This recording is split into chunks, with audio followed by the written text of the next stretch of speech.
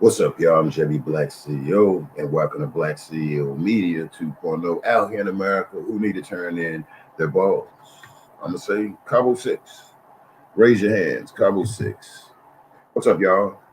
Welcome. Trying to give it a little time that way that people can come in with the notifications due to the fact I still haven't been on here. So we'll give it a few minutes. Justice for our sister Shanquella out here. Last couple of days, me and the team, and me, you know what I'm saying? Me and the crew been sitting back just looking at this, y'all. We went back to the beginning of the video, just sitting back looking at trying to figure out what did we miss? What did we miss out here? That way, we get an understanding. What's up, PM Channel? What's up, Journey? What's going on, Miss Lewis? What's going on, Chanel? What's going on, everybody? I mean, because one thing I don't agree with this, and actually I'm from North Carolina, and where some of these people frequent and where they stay, Greensboro to Winston. Yeah, I'm from around there. And word on the street, it's quiet, it's silent, here in North Carolina. And, I wanted to come out and talk to the people out here because, we want justice for Quilla. We want justice for Quilla. We want justice for Quilla.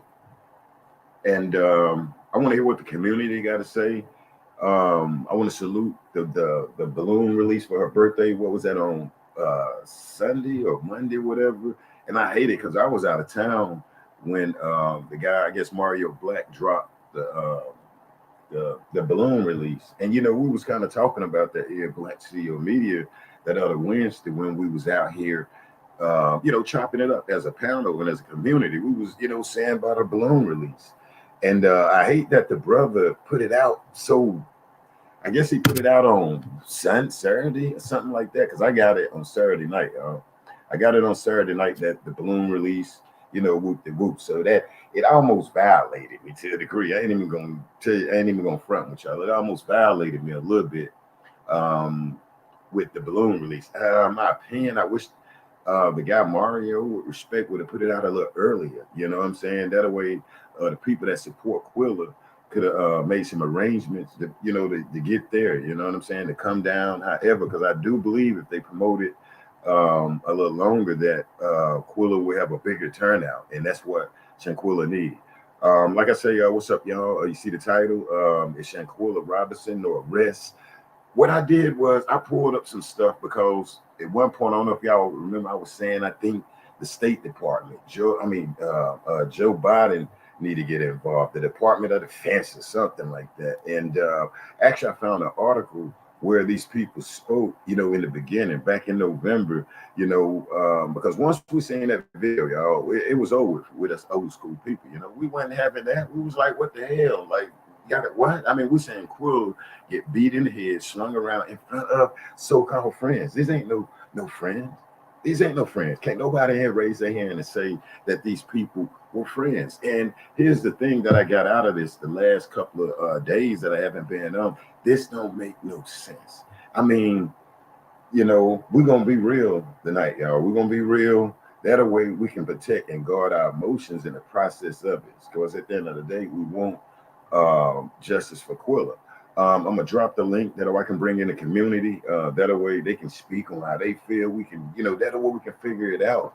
What the hell is going on? But do Cabo 6 need switches? Yes. Do they need to be damn punished? Yes, they do.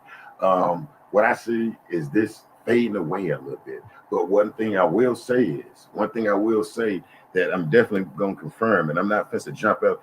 Elise was questioned by our by the authorities here in North Carolina. Elise was she was interviewed. She wasn't interrogated.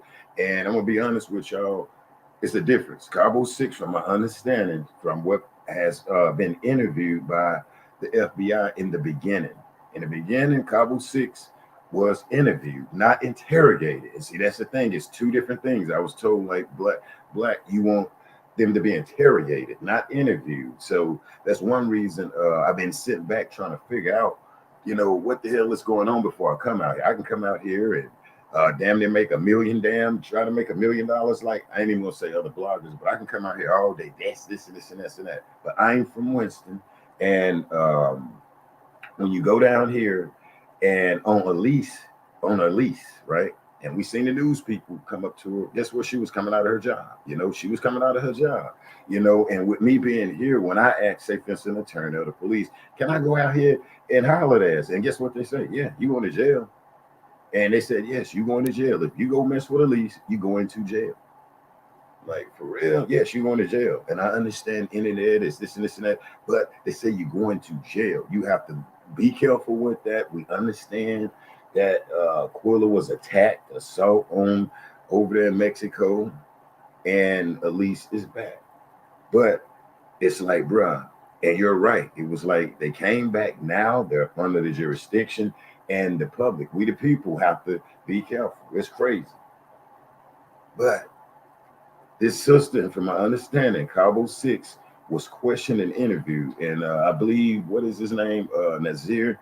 If his mom did come out, say, my son, it's a possibility that May was her, at the time, showing where Nazir was interviewed. Now, why it didn't take no traction or get no steam, I don't know. Now, here's another thing. If you go back and look at, what was that? What's that? NC Beats, because NC Beats is dealing with the Robinson family. If you go back and listen to him, I meant to bring the video up. I don't have it. And he clearly tells one of the ladies, they asked, and he said, well, they was, and it's crazy. And he clearly said, they was interviewed, when they came back, you know what I'm saying? And two of them was, all of them. And I guess the feds spoke with, I'm gonna say, like, Elise and maybe Nazir.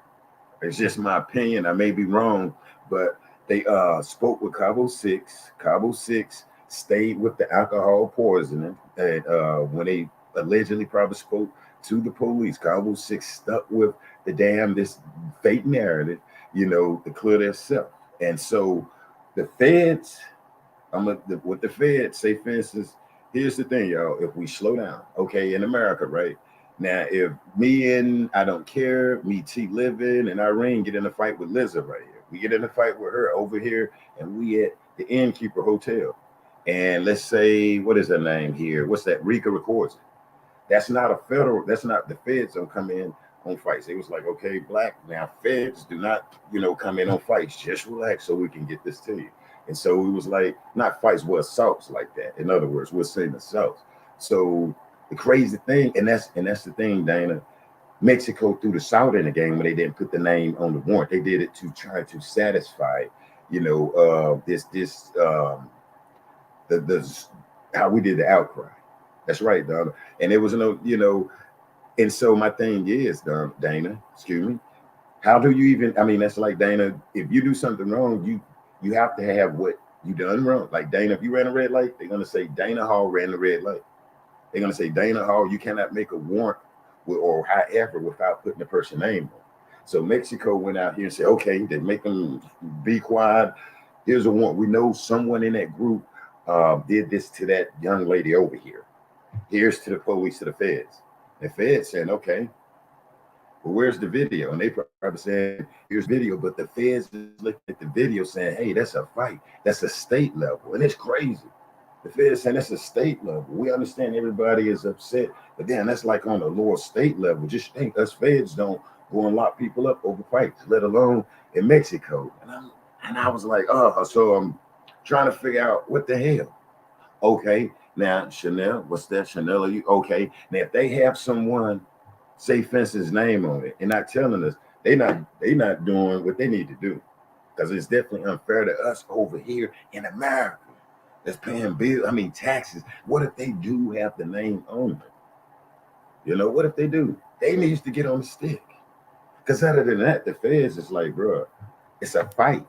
Okay, we say an assault. They say, okay, an assault. It's an assault. The State Department. I'm gonna show y'all real quick. And this is where we kind of missed it. I'm gonna show you where the article came out in the Charlotte Observer. You know, these last couple of days I had to go back, check it out. And what's that? The State Department, the United States State Department made a statement of the same thing I said. The State Department is like, we get it, it looked horrible and all of this. But here's the thing, what they said. In the video, remember she swung Quilla around and Quilla hit the floor. She was like, get up. And Quilla was, you can see Quilla hand moving before they stopped it. Before they stopped it, you can see Quilla hand still moving, sitting on her behind. They say, see, right there, when the video stopped, she was alive. And it's like, what we know. They said, I know, we know the feds cannot come in unless we seen, say, for instance, this second alleged video that Cabo 6 probably threw that phone away. They probably deleted that phone or whatever. It's probably left in Mexico, from my understanding. I was so like, bro, that video, whatever they did in that room that night, they got rid of it. Oh, and if so, this is how we're gonna look at it, y'all. We're gonna look at it. That way we'll slow down, because I had to slow down in these last couple of days because my emotions. Like I told, like, say for instance, if anybody know an ex-law official or police or something, I'm telling you, take the video and say, hey, is this enough to get them? And then say she passed away. They're gonna say, okay, well, where's the other video where she passed away? Is it somebody confessing? I was like, damn, right, okay. Well, they says a second, like, yo, we need other video. Or is Khalil, one of these people, confessing? No, they sticking with this narrative. And the feds looking like, wait a minute, these guys saying it's alcohol poisoning. Are we gonna put $1 million in an assault and a fight, as we call an assault, and go to Mexico? Feds like, no. So they say, Mexico, give us some more evidence. And Mexico trying to satisfy us, from my understanding. I don't know. But what we're gonna do is I'm gonna bring the community in, and feel free to hit the link. And it's just my opinion, okay, y'all? You know what I'm saying? And from what, you know, if you know, like I say, an ex-police officer or attorney or whatever, I'm serious, just ask them. And they'll break it down probably the same way I'm doing. And it pissed me off because, for one, this is so wrong on so many levels. This is so wrong on so many levels, y'all. This case is so wrong on so many levels. I don't know what it is about our sister Quilla lifestyle. I don't know which, hell, I don't care, you know, because for one, she ain't out there damn doing nothing crazy out here in the community. However, this sister was being productive, being a young lady, you know what I'm saying? And it's, I don't get it. But Cabo 6, yes, they need to turn their balls in. And you're right, Cabo. What's that crazy? All six played a part in the Chanel, and you are so right. And then it's like, how in the hell do, it's like, did they go to Mexico understanding this type of damn setup, or like, yo, I mean, this is so damn, I mean, like, when it happened to Quilla, these people basically saying, okay, after the fight, they saying like, yo, yeah, it was a fight. Yeah, it was a fight. You see it right there. And you gotta understand, listen, let's breathe. A fight or an attack like that that's on video, maybe a year, 2 years, just, we got to think. They need, like they say, the actual video. Then they say, they told us there's a video. Then it shows allegedly Winter grabbing her by the throat, throwing her down, and she don't move no more.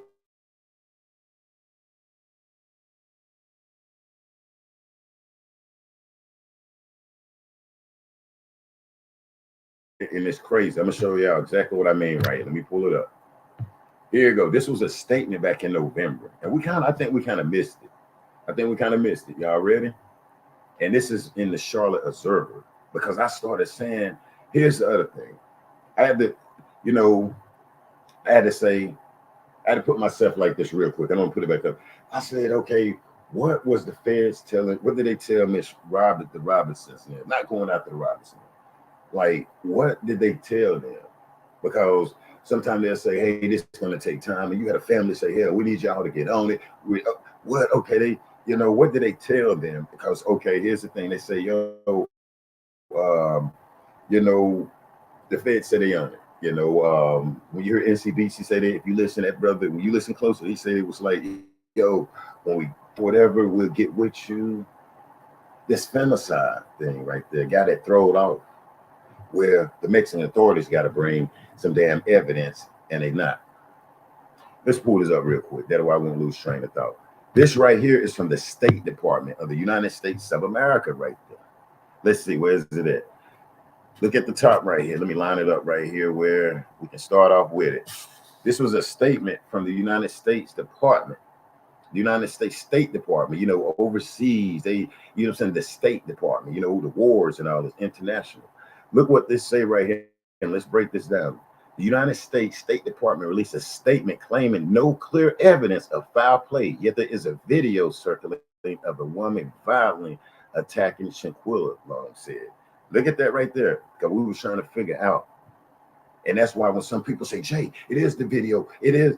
And I'm telling you what they told them, what they looking at. They say, no, we need the video. Like how you, hey, we all heard when they say, and then allegedly Winter grabbed her and she didn't move no more. And, you know, maybe 15 minutes. So it's like, okay, like, damn, because I'm like, this video with all the friends in the damn room, man. And they're like, yeah, we know that looked bad. And if that was in North Carolina, they was like, yo, the feds, we don't prosecute that. The feds won't prosecute that, Black CEO. It'll be a state level. And I'm like, damn, you right. And it was like the feds that have to come in if they can find out if Cabo 6 confessed. Khalil, him, and these people in the room need to confess and say what happened to Quilla. It'd be nice they go and confess and say what happened to Quilla. But now, I doubt it, because the femicide charge, what made Mexico say it's a femicide? What made them come up with saying it's a femicide, y'all? I came up with that one time before. What in the world make Mexico say, damn, this is a femicide? You know, where this woman died at the hands of a man because of her gender. What made Mexico come up with that right there? And then they like, yo, send it on over there to America. But you have to send evidence why you charged them with that. But Mexico want to send us something with no name on it. With no name on it. And then when you even look at this article here, it's weird. It says how the police came while they was doing CPR. The police was in there and the police didn't stop Cabo 6. The police, I mean, this Charlotte Observer, I put it up here. We all can look at it, and that way we can go back. This is back in November. And this one right here, it explains how the police was in the room and all of it, the ambulance, how Winter called. Wait a minute, the police was in there. Not one time did they say something happened to this girl, her face beat up, back looked like it's back in blue and all of this. Like, you can't tell me she's, and this happened. Like, come on. Something in there should have raised a red flag with, say, for instance, the Cabo Villa, the police, the nurse, and all of this. And I know, say for instance, I know we say it gives it get them a lot of time or whatever, but Mexico is just classifying this and the United as an attack. They get it. They wants to see what Quilla start breathing, because they did say one time it's a alleged second video out here. And you know, I thought they was like, shit, that's what we need. Black Shield, that one right there. Not saying she didn't lose her life right there. Nickel. It was like, but what we see, we get what Nancy Grace saying all of this, but Nancy Grace said, they're saying everybody don't know. If you weren't there, you don't know. And it was like the people in the room if they can come out and tell it. And I'm like, damn. But look at this right quick. The State Department. The State Department, the United States State Department released a statement claiming no clear evidence of foul play. Yet there's a video circulating of a woman violently attacking Quilla. And they saying, okay, this like a YouTube fight. This like a YouTube fight, right? They like this is like, you go online, you see these people showing out on YouTube, just fighting. So that's what the feds, they say, we don't do. Feds, we don't touch that. That's a state level. So when you look at this alleged attack, and that's over there in Mexico, they like, man, and I was asked, do you think the feds gonna spend some money on if you see some young people fighting in Mexico, they want to see some type of homicide or whatever. So, and I'm like, damn. So I had to take a couple of days, and I'm just relaxing and stuff. and just looking like for what it is. Because hell, I'm looking at this video and I'm thinking that's enough for them to have to turn in their balls, y'all. All right, I'm gonna read this again and then I'm gonna drop this link. What's going on, Tina? What's going on, Bailey? Yeah, what's up? What's going on, Betty? And I'm gonna drop this link, and that way we can just, hey, we just analyze it. And please feel free to disagree. We here to agree and disagree because we all trying to figure out what the hell is going on with Quilla. That way we can learn. However, but I'm gonna read this again. The United States State Department released a statement claiming that no clear evidence of foul play. Yet there's a video circulating of a woman violently attacking Quilla. Long said. Okay, and so hey. The United States State Department released and said there's no clear evidence of foul play. That video, there's no foul play, they saying, because it was an attack. Hey, show us some good. Mexico need to show some goods. If Mexico have a video or something, like why would they send America this? Don't make no damn sense. Don't make no sense. All right, I'm gonna put this up here. And so then we got a femicide. Okay, died at the hands of a man because of her gender. Okay, what do they know? We don't know when we look under their terms and under their terms, y'all. Since she died, of the hands of a man and because of her gender, how do when you look at all of that? Where do you get all of that damn from? It don't make no damn sense. I mean, just look at it. The State Department clearly says the United States Department released a statement claiming no clear evidence of foul play. Yet there is a video showing circulated a woman violently attacking Shanquella. And that's why I had to slow down because I was like, damn, we need to. It was like, bro, this is an attack. Yes, she's been an attack, but the feds ain't finna pay no money to. Damn, man. It's like, wait a minute. Like, okay, all right. Like, wow. It was like, man, if this is state black, the state police and everybody get out there and see what's messing it up. They say they on this, you need a confession. They was like, bro, you need a confession. You need a video. The same way our sister been attacked. We know it looked awful. We hear these little boys in the room saying that. We need that boom. And so it'll take the Fed time. If they do decide, it's gonna take time. Like we said one time before, it'll take time. This just don't make no damn sense. What's going on, Precious Melda? It don't make no sense. It don't make no sense. TS, come and talk to me. How you doing, Queen? This don't make no sense, sis. How you doing? You right. I'm doing good. How you doing? I'm good. I'm good. I was a little under the weather, so excuse me if y'all hear me sniffing out here. And yeah, how you feel? This right here, what I analyzed, sis, where and then what's crazy. That's something. And what's crazy because, like I say, here's the thing. How it was like it was like black. We get it. This was a fight. You know what I'm saying? I mean, an attack. And it was like, it was telling me like, bro, the feds ain't finna spend no $1 million to go over there and investigate a fight to get Dejanay. I hate to even say this, 2 years. It was like, bro, that look right there. If they get her, y'all gotta wake up. It's like 2 years or something, or maybe a year. And it was like, because it's not showing her to, and there's, damn, I'm sleeping blind. They opened up my third hour. I was like, damn, you right. You get what I'm saying? Where Mexico is full of shit. Yeah. And these Cabo 6 people is full of shit. And I'm gonna yell back and let you talk, Queen, because these bastards went and did some type of dynamic. That's right. I'll yell back. I got my police. You're right. Yeah, you're right. I agree with you because oh man. Dang, it went out. All right, just pop back in, TS. You know I got you. Let me take my cool shades off, and then I got my point across. But yeah, it's crazy. All right, here we go. Here we go. Yeah, they got me troubleshooting. They got me troubleshooting, Black. I was trying to be ready for you when you came in, but you're right. This is a mess. Between Mexico and America, there's a mess. But like I told you, I think the last time you had a live, it doesn't matter what man law says or does. The Most High is going to hold these people accountable. They need to be more afraid of what the Creator is going to judge them as to what the state law, the FBI law. At the end of the day, they need to be more afraid of the Most High than they do of the FBI, Mexico, anybody else. Because once you get that judgment, It's a Mm-hmm. wrap, baby. Your mama can't save you. Right. Nobody can save you. You had the opportunity. And then can you imagine them telling the creator, he said, well, you had the opportunity to come forth and tell the Uh-huh. truth to give my people relief, and you withheld that. So now I'm gonna Mm-hmm. have to put extra on your judgment Mm. because you showed poor judgment. Mm. So, that's what I was saying the last time we talked. It come a point in life where you have to make a clear-cut choice. You gonna do right or you gonna do wrong. And when you Mm. do wrong, then you gonna get the judgment.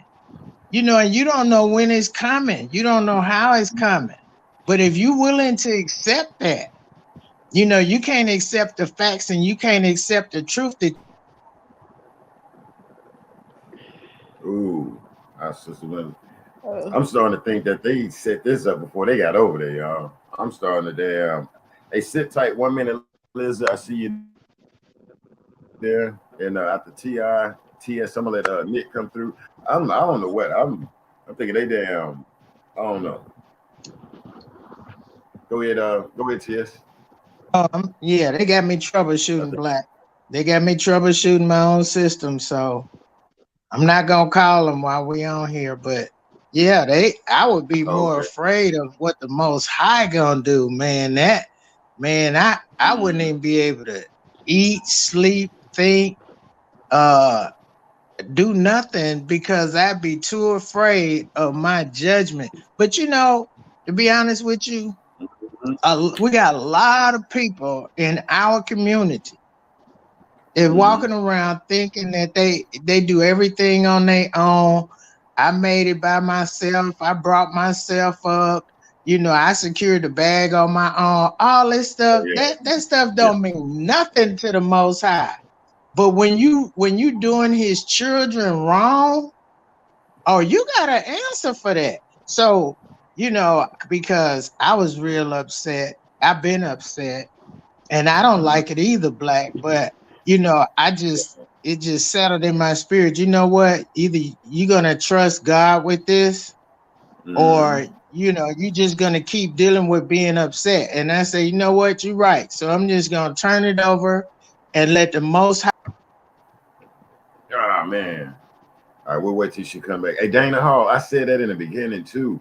I was like, Mexico need to change that to murder or either homicide, but homicide. I don't think it could fall under homicide. I ain't sure though, but Yep. It's a, it's Homicide. something wrong with all them people. It's something yeah. wrong with them and Mm-hmm. whoever hiding them, whoever not telling them the truth. To be honest and go tell the truth as to what happened. It's something wrong Mm-hmm. with all them people. It is, So and the parents too. here's yeah. So here's the kicker. Here's the kicker, because like you say, they listening. So here's the kicker for all the listeners from Cabo Mm-hmm. 6, 7, and 8.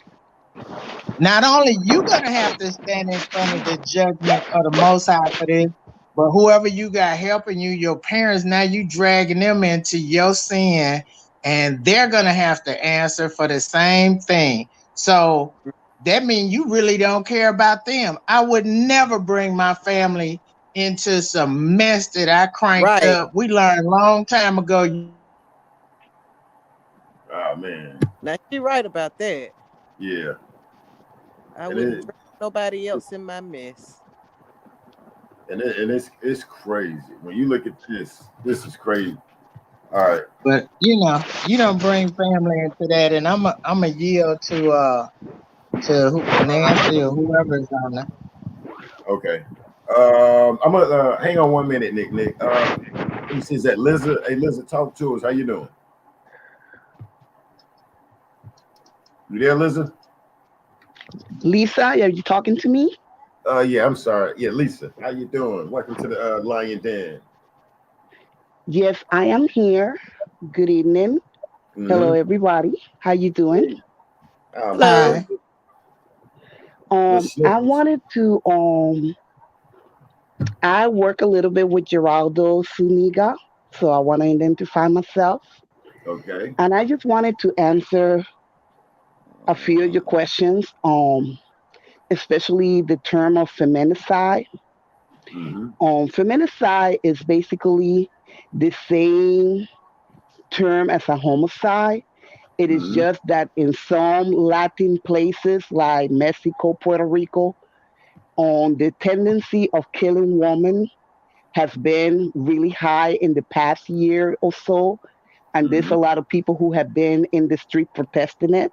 So now they have created this new term of feminicide, which is basically referring to the death of a woman.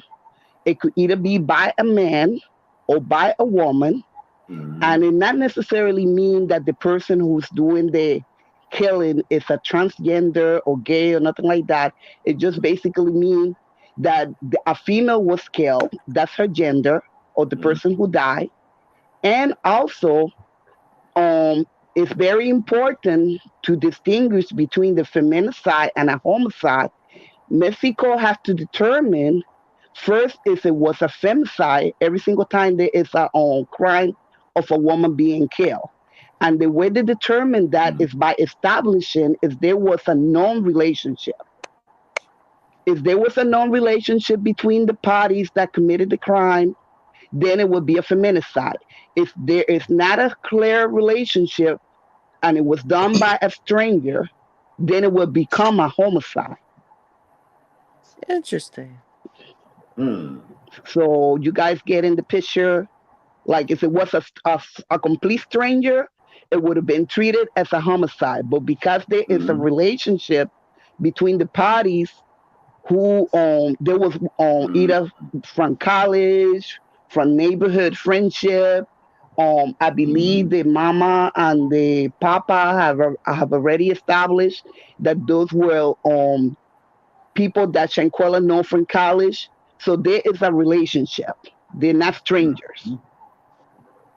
So Okay, let me that's ask why you the something, term is man. feminicide, and they also carry a higher penalty or in terms of jailing time, which could be up to 60 years instead of the normal 20. Mm. Okay, my question to Mexico is this so much of a serious case. Let me make sure. Why? Say it again, my dear. I could barely hear you. Hold on, let me turn it up here. I don't know if you might want to turn your. Let me turn my volume up. Mine I is don't know.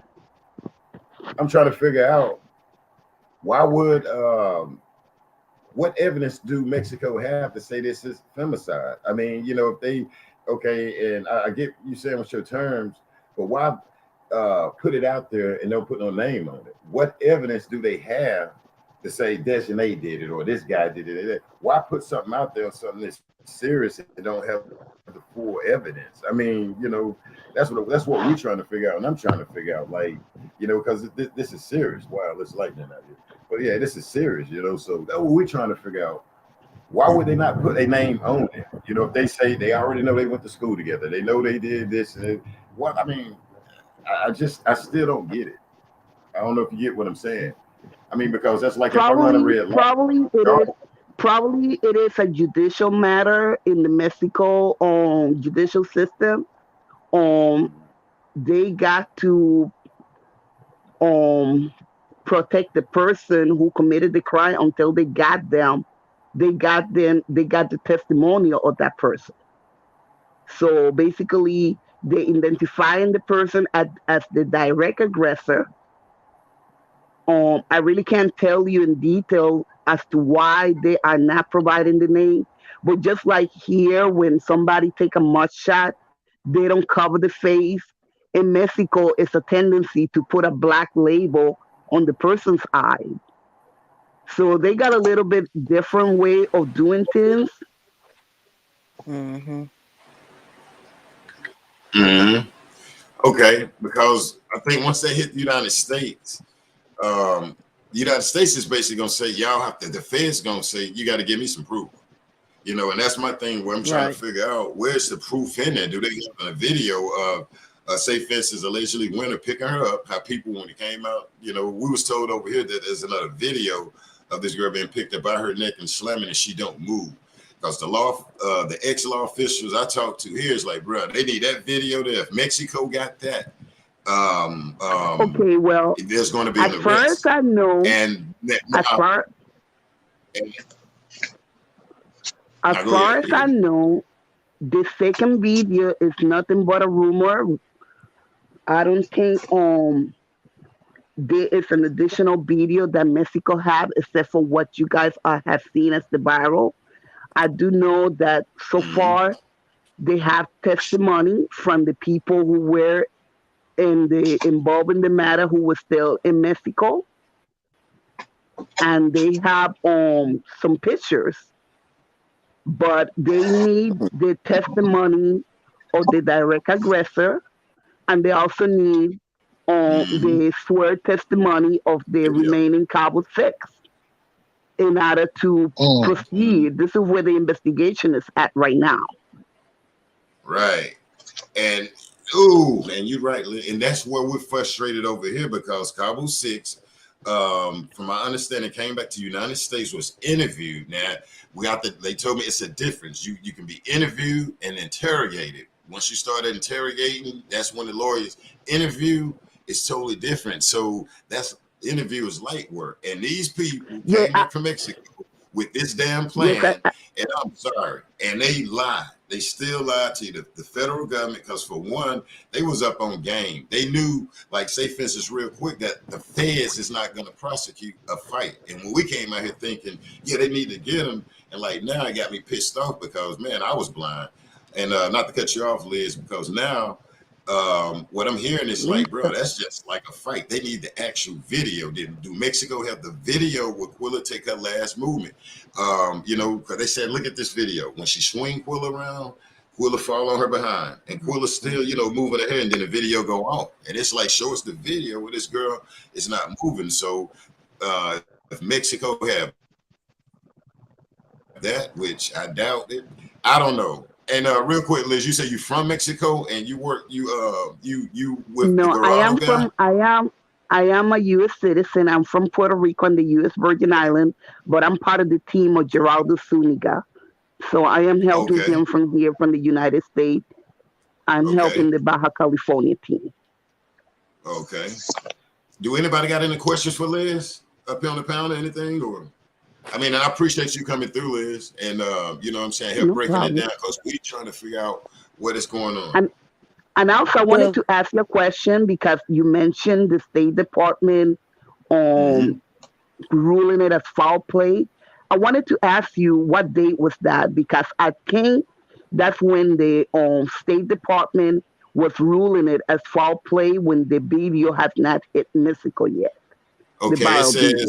this story originated on. Let me put it up here so you guys will see it too. It said it originated on because I went back trying to figure out some of these articles. All right, right here I got it at the very top. It said this story originated on November 21st, 2022 at 8:20, and I guess these November. is the Arthur was Callie Cox and Sarah Colio, but yeah, originated published November 21st.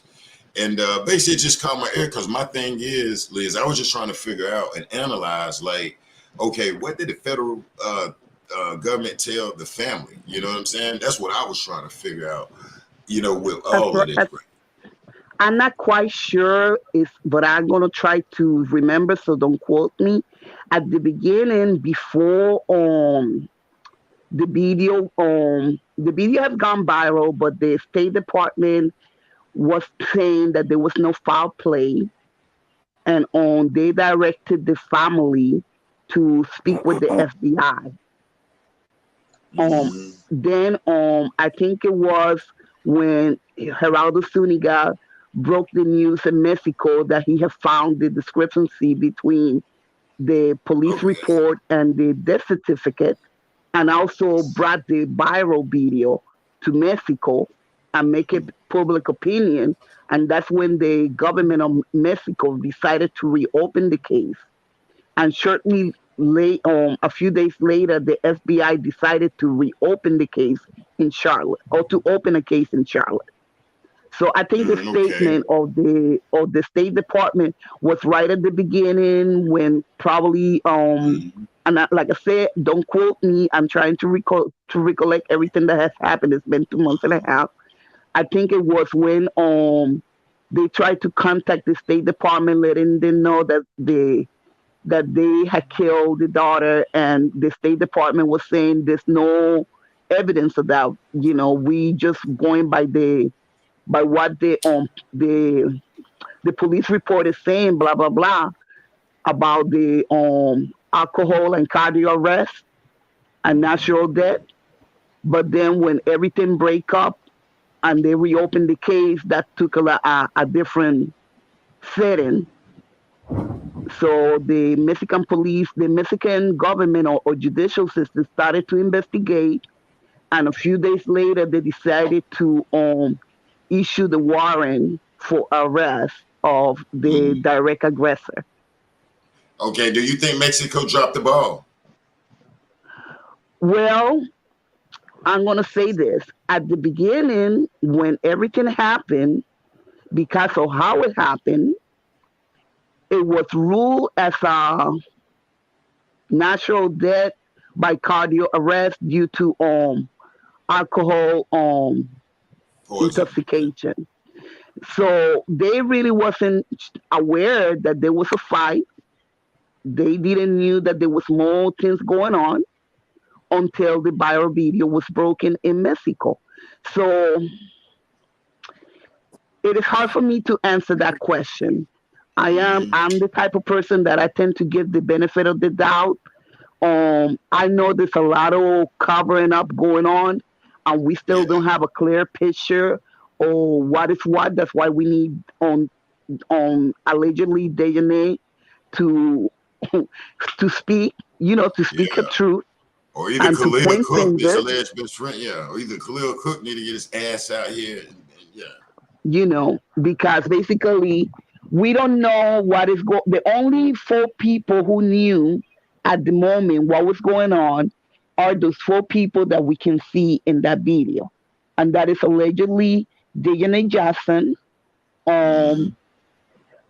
Malik Dyer, Khalid Cook. And I'm gonna say that I totally believe the lady in the pitch in the video allegedly was Alice Hyatt, based on her nail polish and her skin tone. But I said this is my opinion. Allegedly, I don't want to get sued by nobody. So those are the 4 people, in my understanding, that will have the front seat to speak about what happened because they were the one there. Allegedly. Okay, go ahead, Nick. Hang on 1 minute, listen. To answer your question, do I feel like they dropped the ball? I feel like, they dropped the ball when she was not taken to the hospital. Regardless of what and I don't know how they do things there, but if a person is, clearly going into cardiac arrest or, unresponsive, I don't understand how a group of friends can dictate whether or not you get the appropriate medical care, and they're not your power of attorney. They're not, your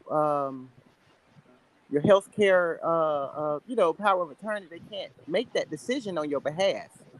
Her mom was not allowed to talk to the medical personnel, anybody, in there. They wouldn't allow her to talk to them. They denied her that.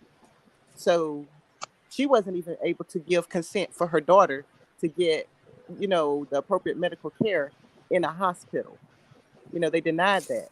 And I don't understand how that is possible. To me, the when a nurse been in the room. There. Yeah, I mean, the ball was dropped right there, because me being medical personnel myself, I have to get consent from either that individual, and if they're not able to consent, then family is next.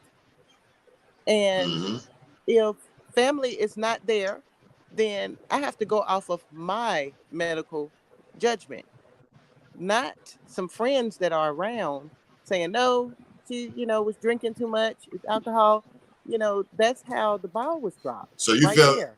okay, real quick. So you felt the nurse went by what Cabo Six was saying in the room. Cause when you look at the report, it seemed like she was going by Yeah, them. Is that what you're saying?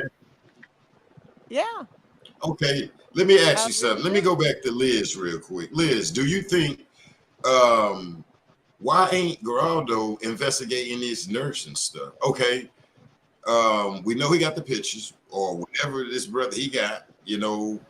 Why ain't he aggressive trying to figure out it was there some type of conspiracy with Mexico? Oh, he is. Trust me, he is. Trust me, I he is mean, investigating. He is doing it aggressively. But you got to remember that there are powers stronger than him True. controlling the situation. all right. My next question: That's true. are you guys reaching out to the Robinson family and trying And to get permission? And that's my other thing because I would love for him if he is for Shanquella, as a brother, as an alpha male over here in the United States that care for his sister. I would love to see Geraldo do this the right way. You know what I'm saying? Say, for instance, by getting with Quilla's family. um, Besides saying, hey, I got this black information or black whatever. I think CEO, that. without your respect, I'm gonna say this. I have been in a few panels, and I have answered this Mhm. question. No, he is not reaching out to the Shanquella Robinson family. Do he want to speak Mhm. with them if they reach out to him? Yes, he will. Don't have no problem speaking with them. But now I also want you guys to be honest and to pay attention to your environment or YouTubers who are covering this case and seem to have a monopoly and an exclusivity arrangement with this family who is not allowing the flow of other people to reach to them. What? And I I'm didn't not understand going that. to mention no names, but if you guys been following the case closely, you will catch on to what I'm talking about. This I didn't quite understand that. okay. So basically, Geraldo is saying. Well, basically, I think she's saying that I guess it's bloggers that they only deal with the Oh, okay. Robinsons, and it's a narrative that's out here that they keeping out, and I guess they stand tight lip or whatever. But my thing is, so what's making Geraldo feel like, hey, let me, go ahead and put this out? I mean, because that right there kind of hurts me as a man over here in America, seeing, I don't know, I'm trying to make sure that this guy is being legit. I mean, because to me, I mean, with respect, Liz, what I'm saying, because I just feel that it's nothing to, I do to understand, play with, just like you are a father, I am a mother, Yeah. and that's what got me involved in the case. He is a parent too, and he's doing it legit. He's doing it out of the kindness of his heart. He is not trying to do it for clout, no for chase. Like I say, he's more than willing to speak with them, but they haven't reached out. That's my question. Why they haven't reached out to him? They have reached out to everybody else: ABC, TMC, Nancy Gray. I mean, he's What do he available. have? I mean, where he Say got it more again. evidence? I'm Say saying, it so again. where he got more evidence? He has more evidence or something, or what? Because just give it to the police. I am not authorized to speak about what he has or what he doesn't have. And I'm going to be honest with you. I try to stay at the same level of information that you guys have. I don't try Okay. to to be compartmentalizing what I can say and I cannot say. So what you guys find out about, I find out about. I just have a Mm-hmm. deeper understanding of what is going on because I'm able to ask him questions to clarify doubts. I'm able to see what you guys are talking about, what questions you guys Mm-hmm. have, and I'm able to bring them back to him and try to get answers so I could be able to speak in his behalf. But I don't Okay. try to get ahead of what he got or what he doesn't have. But I do can tell you, he is not a FBI agent. He is not a policeman. He is not a prosecutor. or anything that has to do with the judicial side. He is What an about the cartel? investigative journalist. So Okay, his job is okay. to Well, Liz, investigate. okay, you sit right there 1 minute, Liz. I need to get my other two panelists I had to come in here. I'm gonna let I think it's Sure, Precious Metal and sure. then Britt with the cute little dog picture there. What's up, Precious Metal? You got a question, anything while we got Liz up here? How are you? How is everyone? Hello, Glad to hey. be back with you guys. I've been missing the Lions Den. And yes, I do, Black. I have a few things to state and a couple of Okay, questions to ask. okay. Talk to me. Um, Who's trying to figure out Number what's going on? one, I want everybody to stop calling Carolina a nurse because she's a doctor Okay, and That's she should right. have okay, behaved as such. Two, she didn't even okay, come to the villa with everything that she needed to to deal with someone who might have alcohol poisoning. Three, when she walked in there and she saw that Shanquella would have, if she was going by what they said to her, she would already know that Shanquella was at if she was going by the fact that they said Shanquella had alcohol poison. As a doctor, she would have walked in and already assessed that this girl is non-responsive, which means she's okay, either in a stupor or she's about to be in a coma. At that point, you don't ask anything. There you You go. do what you're supposed to do as a doctor. mm, How, again, did she walk into a room full of children? She's the adult in the situation and let the children tell her what to do. If if you were going by what they said, they would have never had to call you. mm, Now, There you go. I also want to say when they said to her she had they think that this child had alcohol poison. She didn't come with everything that she was supposed to come with. She was supposed to come with other things to administer to Shanquella, being as though she thought that she had alcohol poisoning. There's not just there's different types of IVs that they're supposed to get when you have alcohol poison. And when you're down to the last two stages before death, which is stupor and coma, those things do not mm. work. She Wow. didn't have any of those things with her. Okay. Um and as far as Zuniga needing these parents to reach out to him makes no sense to me if he cares. Because he'll tell us because he cares, but he won't tell the parents because he cares. No, no, no. I don't believe that. I'm sorry. No disrespect to you and what you're saying, ma'am. I'm taking it with a grain of salt. But I'm also going to say that this man, and as I have been saying from the beginning, speaks English. So if he's playing with us on that small level, he's playing with us on a way larger level than we know about. And I'm over it. Mm, This man mm, nods his head. He can say super chat. He can say all these mm. different things, but he can't speak English. He needs this translator. Absolutely not. Absolutely not. I am not falling for that. I'm not, would you say, Black? I'm not taking that piss on my leg and thinking that the Wow. Lord is relieving me with Yeah, some rain. No, yeah, pissing on my leg no. and telling me that it's raining, and that's what we're not saying.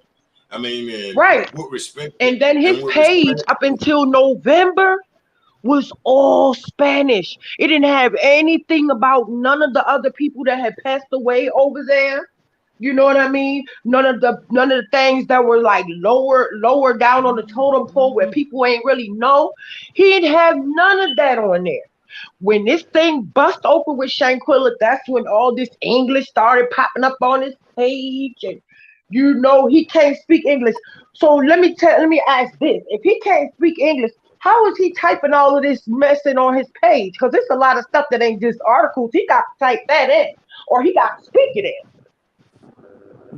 And then That's a question translation, from if it's a lot that's lost in translation, how is it coming straight up the way we would say it on his page now since November? I believe the that is a 16th. question for me. No, That no, is a no. question I for said I me. had some statements Oh, and I okay. had some questions. So I'm still on my statements based on what I've heard. Okay. I'm still stating about a lot of things going on in this case, not just Zuniga. Not just Zuniga. I really can't. And like I have there's no disrespect to you, but I can't believe what you're telling me about this man. He gonna lie to us. He gonna lie to you. So all I'm gonna say is, Okay. and then the LLC that owns those villas, Black and Lions Den, it's only been owned. It's only since the summer of May, I believe, 2022. I gotta go back and look at my stuff Word. because I've been looking. I've been going through. Not only have I been sending emails and things out, to governors and stuff like that, I've been looking. I've been going back and forth to different platforms, and I've been Googling different prerequisites for owning stuff, looking at different stuff. And that the LLC has three different owners on there. And this LLC has only owned those villas since the summer of 2022. They ain't even had it for a whole year. And I'm only saying these things as points of relevance for people to go off of, for the Lions Den to, branch out and read some things and check some things. Because, no, I don't know it all, but I'm picking out some stuff that I feel like, y'all can help me with. Because it's all about justice for Shanquella. It really is. And as far as Zuniga, why is it, let me ask you this, why is it that you think he feels like the victim's parents should reach out to him to ask him about what he knows? What are they, Right. psychic? Like, what are they supposed to just be like? Oh, we need to ask Zuniga, do he know this and that and that? How is they supposed to do all of that? He's supposed to come forth with what he knows to them. He keeps coming out with this grain of salt. I'm gonna tell y'all this and I'm gonna tell y'all that. If y'all give me this and y'all give me that. No, that's not how you do things when you care. When you care, you let it spew like I'm doing now. And don't matter who don't like it. So Yeah. Cause why he feel like they need to reach out to him? Is this something that is this like common practice, in Mexico, that yeah. in Latino culture, that somebody gotta come to you to find out what you know about their loved one? Is this like something that y'all, that is normal? Because maybe I'm misinformed. Maybe, I'm looking at it the wrong way. All Well, right. Go that ahead, was a Liz. question for me. Yes, ma'am. You want me to say it one more time for you? Because I No, know I was I think I got pretty much. First okay. of all, in my culture, in the Latino culture, we are very loving and compassionate. So this is not a question about his scrupulous or his intentions. His intentions has always been there from the beginning, which is bring justice for Shanquella Robinson. You mentioned that the newspaper did not have any articles in English until Shanquella. You're probably right. But that was not his first case. That was not the first American that he has covered that has died in Mexico. As a matter of fact, the way he stumbled into the Shanquella Robinson case was covering in that same week, there was a man from Colorado, 73 years old, white man, who got kidnapped and killed in Mexico. And while he was reporting on that story, one of his confidential sources brought to his attention the case of Shanquella and why he was not covering her death. And they sent him to investigate it because it was somebody deep into the police department. And as you can now know, they are not supposed to be talking about anything judicial. So they give him the name and send him to do his thing. And he did. And that's where he run into the video. got the information and went and exposed the case in Mexico. Why is he translating in Spanish? Probably because he's trying to help you guys out. And I'm gonna tell you, as pissed off as I was about the xenophobia and the mistreatment that you guys had towards him, Lisa, told him, if I was you, I would stick to your language and I would not translate nothing in English. Let them do the job. Because they got Google, they got translator, and because those are type of people that don't appreciate nothing you do. They always got to complain and they're always trying to attack you and they don't even know you. But he said, no, you know what, Lisa? I have a lot of people who are complaining, but I also have triple more people who are thankful that I'm reporting on this matter. So I'm going to do for them, the people who are thankful. I'm grateful that I am doing this for them because nobody's giving them no information. Oh, no. I'm sorry. Don't get me wrong. Don't get my tone of voice. Let me finish. Don't get me wrong as I'm attacking you. If you feel that way, no, I'm so sorry. I appreciate you for bringing, this grain of salt. I really do. I'm just saying, I'm not going to take it for face value. I don't, please, I don't want to attack anybody. I really want to get to the bottom of this. And attacking people is not going to help. But when you say people that will complain, yeah, we're going to complain when you feeding us shit, and a lot of us feel like, not you, Zuniga is feeding us shit, so that he can eat sugar. Can I ask you a question? I'm sorry. Was he feeding you mess when he broke the story and brought the police report and the discrepancy? NC Beast broke the story over here for us. Because if it wasn't for him, Mexico would not have reopened the case. He went against his own government. He didn't Mexico didn't reopen. No, North Carolina beat. That's right. North Carolina beat went. This is somebody with a platform like Mr. Zuniga. But even though he's here, okay, well, this guy, Gerald, he went to the family. You can't just reach out to Nancy Grace. Nancy Grace reached out. All these people that you named reached out to this family. They didn't go around calling people. Only place they called was to find out where their child's body was. They didn't do no calling around. So I just feel like if he's going to do something, all right, it's one thing to charge us for information because he could feel like we being nosy Nellies. But when it comes down to it all, everything that he's about to let out to us, that family should know from the dope. Black CEO. I do got to say that Gerald Jasper from the NCB was the one who brought the case attention in North Carolina. But the person who got the Mexican authority to reopen the case in Mexico was Geraldo Zuniga. Because the FBI was not taking the case because it was reported by the State Department that there was no foul play. So both of them had a major thing to do in this case being reopened. But the case was reopened in Mexico thanks to the article on November 16, if I'm not mistaken, that Geraldo Zuniga broke.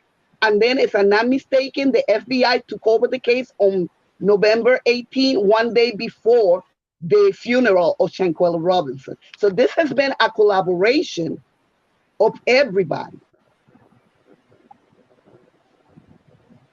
Well, the Garado guy, when he came, I seen him go on what is the lead attorney, and this guy told him to basically start. From what we seen, people's like this guy telling him to monetize, and before we know it, this guy taking 30 minutes talking about PayPal and all this different stuff right here.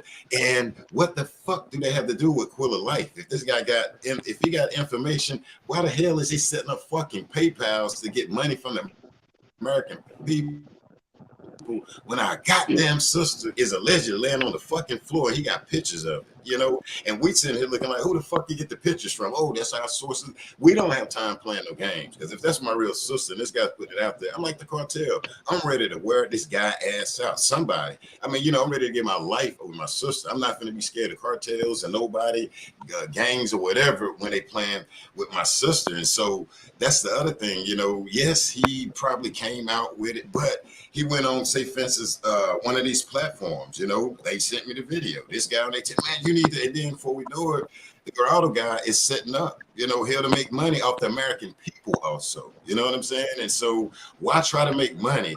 Now, you need Quilla Mama to reach out, you know. Are you going to give her that damn money or whatever? Black CEO. Real quick, and I'll let you speak, Liz. And my thing okay, is, and I'm not going to interrupt you. I'm not going to interrupt you. Okay, because I let y'all speak. Now, this guy put up that, you know, journalists die by all of this. So this guy is really putting his life on the line for Quilla, is what I'm trying to see as a man, as a brother. You know what I'm saying? Because I'm out here, I can donate it to the cause. I can be into the rallies. I can be into all of those different things. You know what I'm saying? And so when I see this, you know, guy come in over here on another blogger's channel, you know, saying all this stuff, and then we sitting here watching him, and you know, the lady's translating, and he's saying he don't know how to set up super chats and stuff. And I'm a blogger, and I just can't believe that right there. You know, why we got to go through all this money thing before? Just reach out to the family. That's my thing, you know. And it goes back to precious metal, and it's like, damn, if he who is he? Like, what is your culture about? You know what I'm saying? Where this guy saying the family need to reach out to him. I mean, because if that was I'm gonna say this. I'm gonna reach out to the Spanish family without trying to get no damn money or the police. And if I speak Spanish, I'm gonna speak in their language so that I can come across as genuine as possible. I'm not gonna come in just in my language. Hold on, Queen. Hold on. That way, hold on, Queen. Go ahead, Lisa. I'm gonna say this. I got you. And I need you guys to listen to me very clearly. Mm-hmm. Can you guys please tell Jared Jackson from NCB to tell the family to please speak with Geraldo? Because I mentioned early. No, let me finish. The reason why the family is not, I believe in my opinion that the reason why the family is not communicating and there's not an open line is because this guy from that other on YouTube channel is preventing the family from reach out to him or vice versa. And as you guys have been paying attention, the kind of drama that is going on right now between him and other YouTubers, that he is going after them for copyright and for exclusivity of the story, you guys will understand that what I'm saying is true. At any given time that they want to speak with him, they can. But the reason why I feel there has not been an open line of communication between this family and Geraldo Zuniga has to do with people who believe that they have exclusivity and ownership over the family. And we are not going to get in the middle of that fight. So before you start blaming Geraldo, real quick, did you say he does speak English, and you advised him not to use English because of problems that would arise with, I guess, Americans or whoever it is that you say complain a lot. To translate. I say to him not to translate the articles into English. No, okay, I get what you're saying. The articles to be translated, they can do it themselves. No, I didn't say anything about his articles, because he has put his articles up since November the 16th. He has put all of these articles in English. So if you said that to him, he didn't even pay that no mind, sweetheart. I'm gonna let you know that now. Everything is in English now. I know. But what I was saying was, when he speaks to us, when he relates to us, when he looks us in the eye as a public, is he able to speak English? Or can he not? Are we being played with again? That's all I want to know. I need to be able to have some. Even if he's able to speak English, he's not going to speak English because there are differences in regional language. One of the reasons why I am not his translator, despite the fact that I speak fluently in Spanish, is because there's a difference in language between Puerto Rico and Mexico. So I told him Yeah. that the best thing he could do is find a translator who can speak Mexican language Okay. and translate into English. That way there would be no discrepancy in the wording, because the judicial system in Puerto Rico is similar to the one in the United States. So what I will translate into English would not be the same as what he's trying to convey. And he do speak a little bit of English, he's learning, but he's not fluent. So there's still going to be a barrier. So he feel he can help the family. Basically, he got information that can help the family to get this going. In other words, he's saying. I don't know if he have information that can help the family. I know that if the family want to speak with him, he is willing to talk. I don't know what Geraldo has. Anything that he knows about that child that they don't know helps them. I mean, I honestly want to say that anything that he knows about this baby that they don't know, and he can tell them, it helps them. I don't care if it's legally in court, if it's morally, it helps them. And I do understand that, and that's what he's trying to do.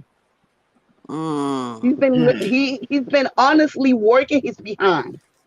Sometimes it's 2 o'clock and 3 o'clock in the morning, and I am up here in the eastern side of the United States talking to him, and it's 1 o'clock over there in Mexico, and he's been working, putting in boots in the ground, trying to get this case together.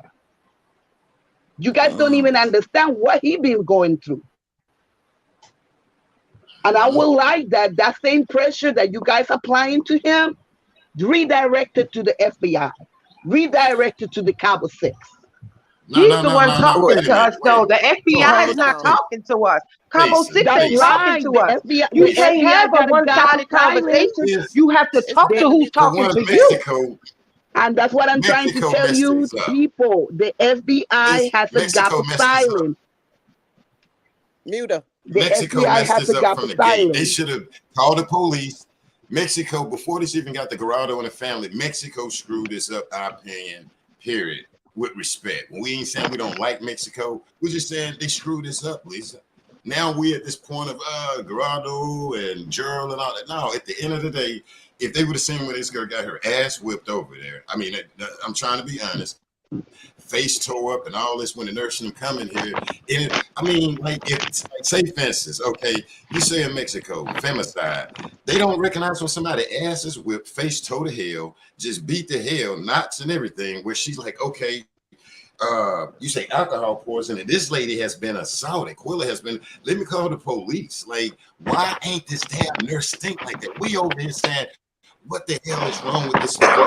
Why ain't Geraldo letting us know like something is wrong with this Spanish lady? It's a black sister putting alleged pictures of our black sister on the ground. God damn it, show me something with this damn nurse over here that could have helped, or these damn police. And when you read the damn report, it showed where the police came into the room and all. What the hell is the Mexican police doing? In America, we understand that people can be both. I was looking at shit on TV, but what I'm saying is, you know, before we even get to the Geraldo thing, now, we over here not trying to throw shade at Mexico, but we throwing shade because we saying, how in the hell did not catch these Cabo 6 people before they even damn left the damn country at the end of the day, before we start switching to Geraldo and Gerald? No, it's like, for one, that is wrong.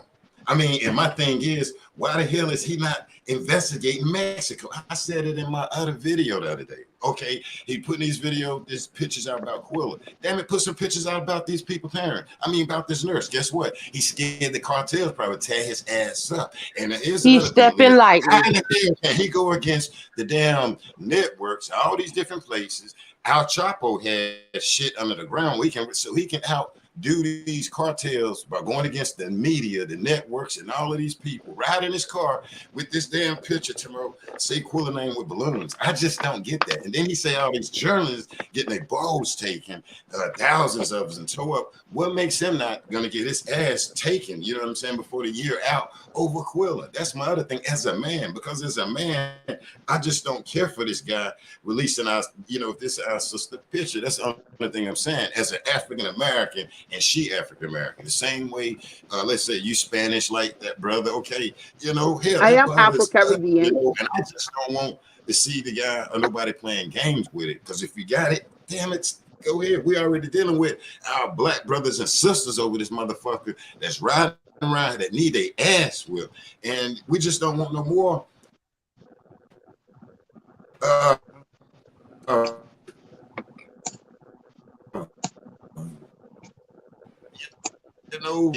Like, I want to definitely focus on Mexico because I believe they dropped the ball. We can sit up here tomorrow, Dorado, girl, but no, Mexico dropped the ball. They dropped the ball. They dropped the ball. They should have caught that. This girl face beat the hell, being in the room over. It's just don't make sense in America. My peoples, I got nursing practitioners in the family. I got 2 nurses. I got a bounty hunter. I got bail bondsmen. We got a judge in the family. We got damn law officials and all of this over here. And that shit just don't sound right. I mean, I have these people in my family. Thank God, I don't have no felons. Thank God we're keeping it that way.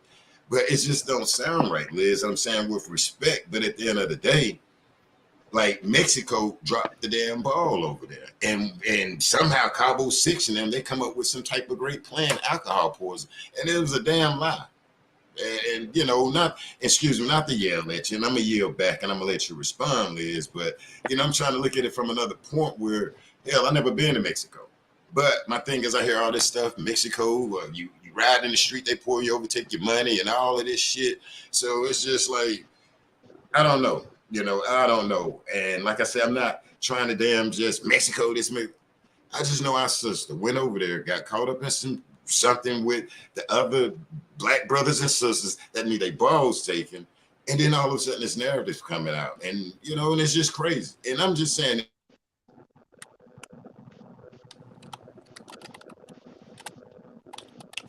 in contact with the family.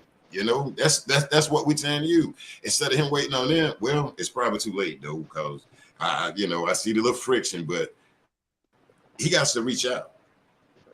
She Rain said, "Why is he so special?"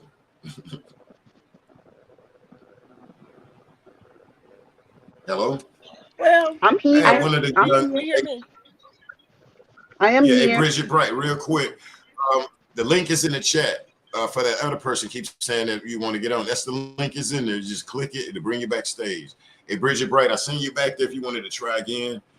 And but it was saying that you was not connected when you came back there. That's what it was telling me. So, but I yelled back. Let me put this back up here.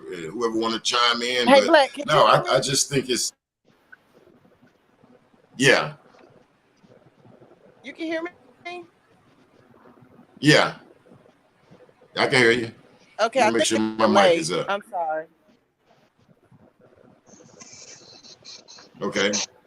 TS, you want to say something? I see you raising your hand. I did. If that young lady that's representing Puerto Rico and Mexico, I had a couple of questions for her, because I distinctly remember saying when I read that U.S. treaty that no reporters are supposed to report until after they're locked up. So did I hear her say that this guy is a reporter? Yes or no? Yes. Okay.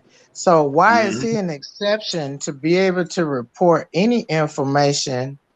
According to the treaty, it said no reporters are supposed to report any information until after the suspects or convicts or criminals are locked up. So what makes him exceptional? Can you answer that?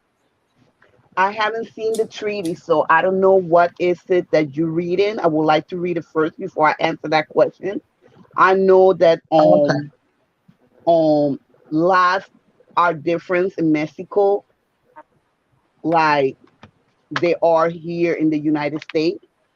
So, but I would like to read the treaty before I can answer that, because I haven't seen it. Okay, Okay, that's fair. And so then I'll submit to you that the treaty is online. You could Google it, the Mexico and U.S. treaty. It tells from the beginning until they redid it. My other question is, if in fact he's reporting this and nobody else is supposed to be reporting it, if you know the laws in Mexico or you know the laws in the U.S., that would be interfering in the investigation, wouldn't it? Oh, first of all, who has said that no one else is supposed to be reporting it? That's why You're that's talking why I about tell you about in the Mexico that's side,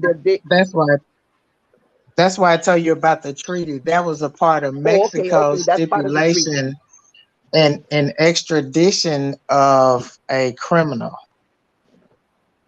Okay, I will So have to read on into that. we don't want to get off track. We want to stay focused as to what, Mhm. like Black CEO said in the beginning, we only want to deal with facts.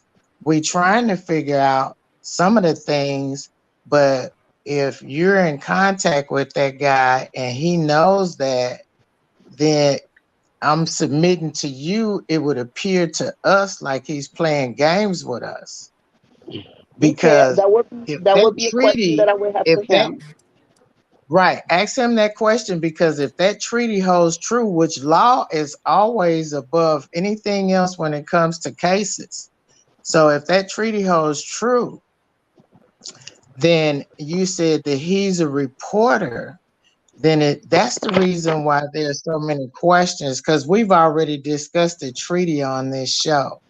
So I don't know if you didn't see that part or not, Mm-hmm. No, but I haven't seen it. yeah, so you might want to read that and then call back on another day or get that information to Black CEO, because that you treading in deep waters when you go into conversation that a reporter had or information that he put out to the American public. You see, I want to make this statement to you. We we witnessed this. He's reporting it. We witnessed this. And this would be upsetting in any community. And our people need representation just like everybody else. So if he's really trying to help, if he really wants to see justice, then I would appreciate it if he would contact the family, the state, or the federal with whatever information he has, so then we Yeah. wouldn't have to try to figure out what's going on. Then we would have some facts, you know what I'm saying? Because we're not here to argue. We're not here to go back and forth. That's not 2023.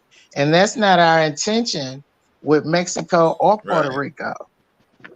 First Right. of all, I So want to we want let you all know that I am part of you all. I am a sister. I am a Black Puerto Rican, and I've been living Yes. All here right. for 30 years, and my Yeah, I saw children the are picture. Black African Americans. So I am part of you all. I have seen the struggle. I understand it. So Okay. this has nothing and to we do with Puerto appreciate Rico that. and Mexico. We right, This, right. We appreciate that. What I'm submitting to you though is that in order to be able to speak on uh what this reporter is or isn't doing, we need to have a clear understanding of what the treaty is for boundaries and limits to make sure none of us cross it. Hey, make sure you're not Sure, covering your none mic, of us. TS. Oh, okay. Can you hear me now?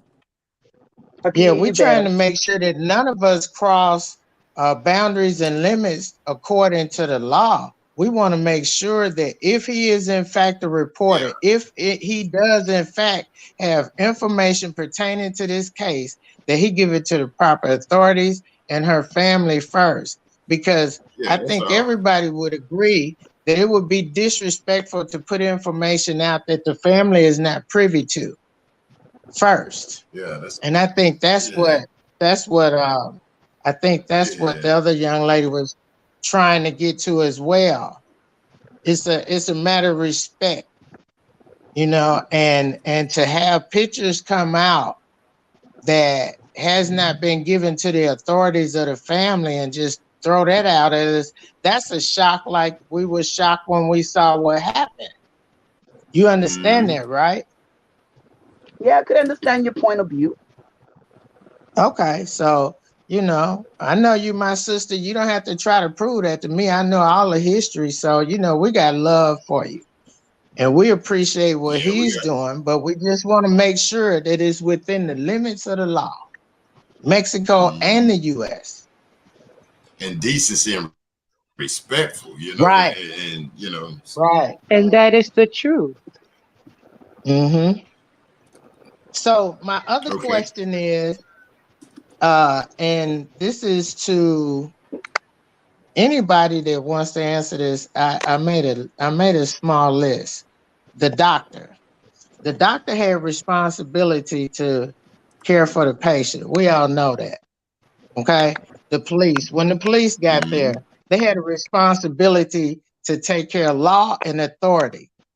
They were never supposed to let those people leave according to the law that they represent, the authority that they represent in Mexico. So both of those people were derelict in their duties as far as Shanquella is concerned. The housekeeper. Here's the next thing. The housekeeper says she got there at 12. Shanquella was cold. Boom. Nazir gets on there and he says in his plea that he didn't get a chance to have fun or smoke weed.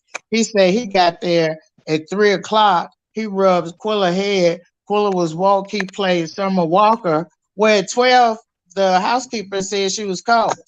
Now, the assault took place that morning when the sun was up over the headboard. So how was she woke when Nazir got there? How was she woke? How was she living and breathing when the police and the doctor got there? That happened at 8 to 9 o'clock in the morning.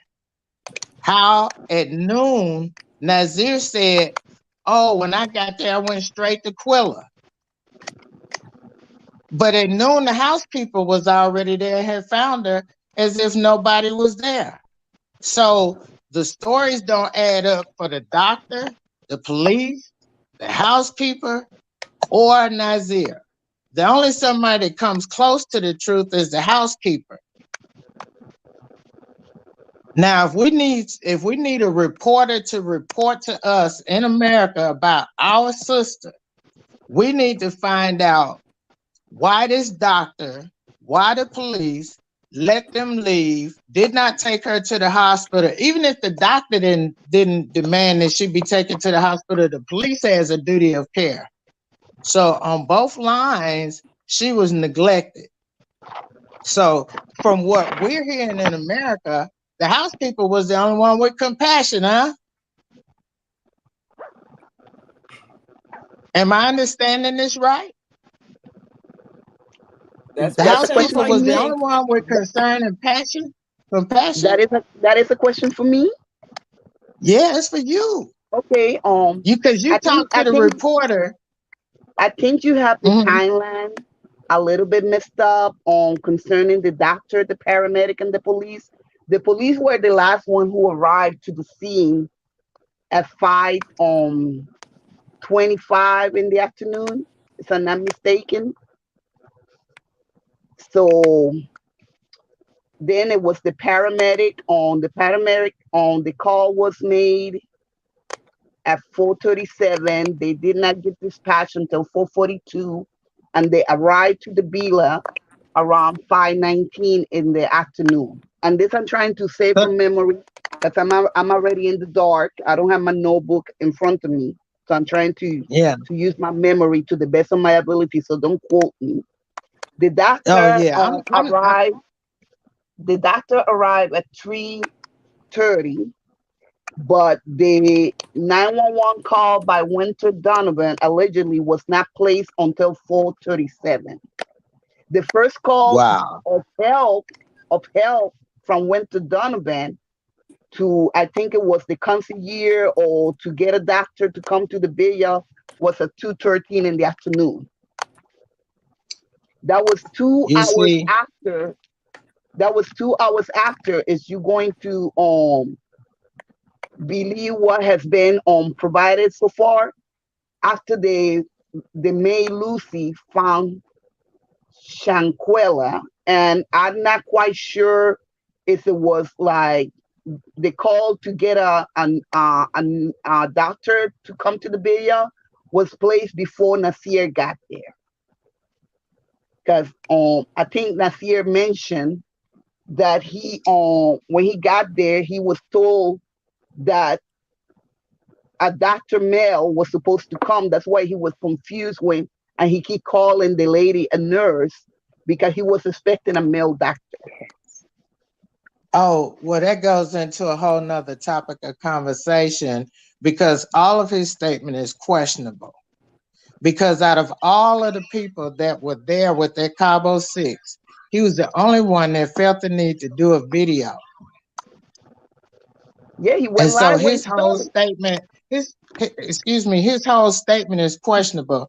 The only reason why I mentioned his name is because he said when he got there that he talked to her, he rubbed her head, he played music as if she was still alive.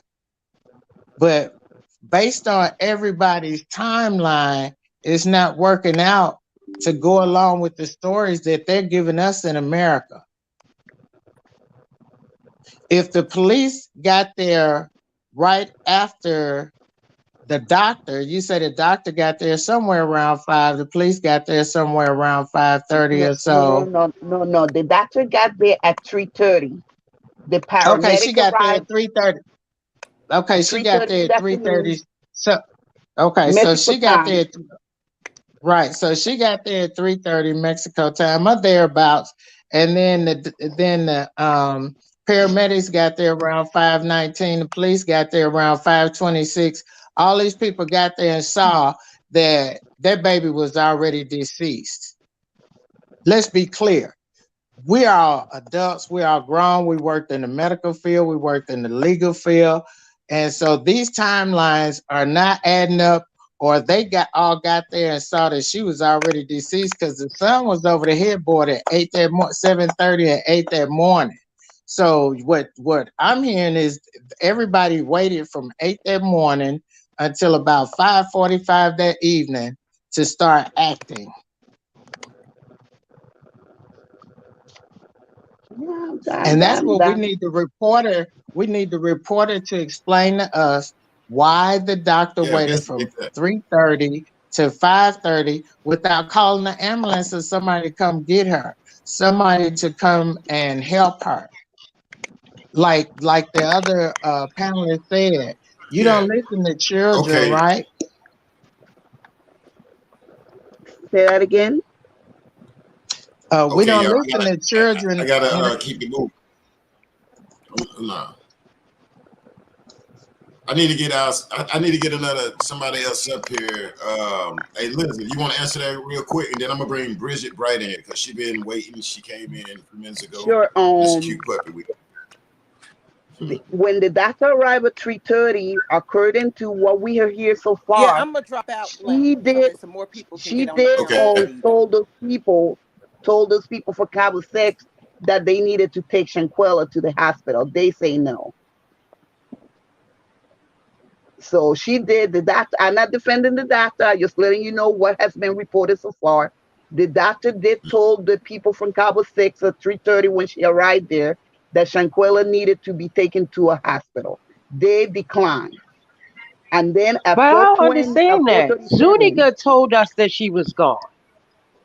Zuniga said this that Shanquella had already expired. So why would this doctor come in and say that she had to do all these different things, these different rounds of CPR, which only took collectively, if you say you gave her 14, 15 rounds, only took 28 minutes. If that's what you say you did. But you were there for all that time. I believe she was there for all that time because she was trying to shake those children down for money because of where she worked, and I believe that Zuniga is not saying too much about her because there's a bigger Right. issue with the medical system over there shaking Right. Americans down for their money when it And comes that's what we're down trying to figure to out. medical things. So no, I'm not at all attacking this man.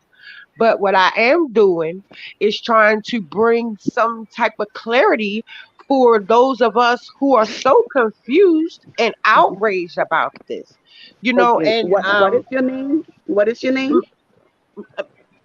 I'm Precious Metal in Hi, in the chat, Precious. but my name is Michelle. So Michelle. however you want to, yes, ma'am. What you guys got to keep in mind is that Mr. Zuniga has given you scientific information, and he also has given you the cover up narrative. The cover up narrative of what transpired from noontime Okay. until Mm-hmm. 5:57. Yes, ma'am. Mm-hmm. And in his narrative, the Mm-hmm. doctor as well as Mm-hmm. Cabo 6 are all Mm-hmm. culpable because she was gone and had expired Mhm. because Mm-hmm. Zuniga, if we're to follow his narrative, tells us that Lucy says that Shanquella was cold and hard. At noon. Okay? Mm-hmm. Cold and At noon. hard At noon. at noon. So if the Mm-hmm. doctor didn't get there and I'm taking my notes until around about 3:30, then she had to do, I guess, walk in, look at this child and say, okay, well, look, yeah, okay, you said she has this, what you say she has. So let's work on her according to what you tell me. And that would be her trying to take her vitals, then administer to her the fluids or whatever that she needed, which she never came with the right stuff. She didn't. But that's neither here nor there. We're not talking about that. Well, what I'm saying is the amount of time that it took her from those rounds of CPR, which only took up to 28 minutes, because it only takes what 2.5 minutes roughly to Mhm. administer one round of CPR.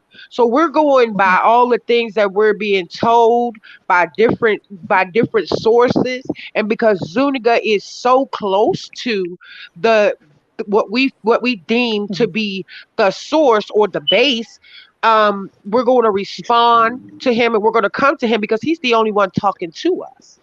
So we're not attacking him. We're just responding to what he's putting out. And we're telling him don't try to charge us to put that shit out. You know what I'm saying? Because, like you say, Mm-hmm. we is one. We, brothers and sisters, and that's my other thing. But anyway, listen. Now, this ain't about my live ain't about Zunica. You know what I'm saying? But we do have our little questions with it. Real quick, I need to get Bridget Bright in here real quick. Bridget with the cute little puppy there. Talk to us. Welcome to the Lion Den. You there, Bridget?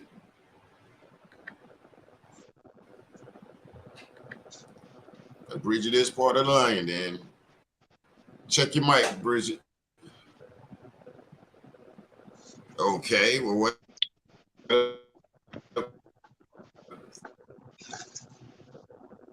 Once she get hers right, I'm gonna go to what's that? Melanie Hart. What's up, Melanie? Welcome to the. Hey, Ooh, hey, I hope Black we and got a Tanner, how delay. you You there, guys Melanie? doing? I am. Can you hear me? No. Hey, how you doing? I'm fine. How Yes, are ma'am. you and panel? Mm-hmm. First, I want to start off by thanking Yeah. TS for coming through with those insightful Oh, analysis of what she said it was. And I listen to different people, and the one thing that I have is the math and science of what happened to Shanquella.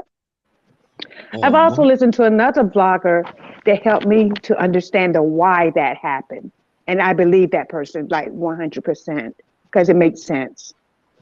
mm, But I also agree that, we've all seen someone that has expired. And like me, I've been with my mom and my uncle and my brother who expired while being in the room. So you pretty much know just about the way the look of a person when they expire, because I don't know if anyone has ever been that up and close, that they really begin to change the appearance of the way they look. Yep. yeah, my And I grandmother didn't passed notice away. that until like my very first boyfriend that passed away. I think he was in his 40s, but I can remember going to the hospital. He had already expired, but he began to look like the person I began dating when I was 15. I mean, just his appearance I don't know. It's just everything that transpired that looked kind of different about it. And so I'm just a regular person. So I would think as a medical professional, whether you are a doctor, a nurse, a CNA, you all go through this training.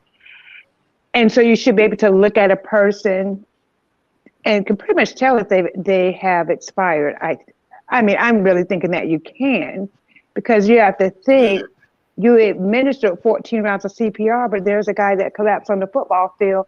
It took them how long to revive him and get him out of there, and he's still living? And they didn't do 14 rounds either. 15 minutes. What was it under?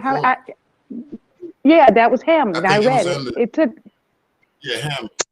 I think it was under like maybe 15 minutes. If it wasn't long though. I mean, it was quick. It didn't take them long, and they administered that CPR, got his heart going, and he was out of there. His mama was in the stand, but I guarantee you they didn't call her. I said that to say this. You know, you have so much that you want to say because you hear so much, but going through the math and the science, I do believe that Shanquella expired 15 minutes after her. And with the one person that states that the people that were there panicked because it probably went too far, that they were beginning the narrative of everything that they was going to say. That's why all the time had expired, because they were planning what they were going to say. They planned the story, they stuck to it. So the breakdown, so the breakdown in it all is that's what they did. They already planned that. But we're here because the professionals that did show up did not do what they are required to do by the law of the land and the law of the license that they possess and the oaths that they take to protect and serve. Whether it was the doctor, the paramedics, the police, whomever.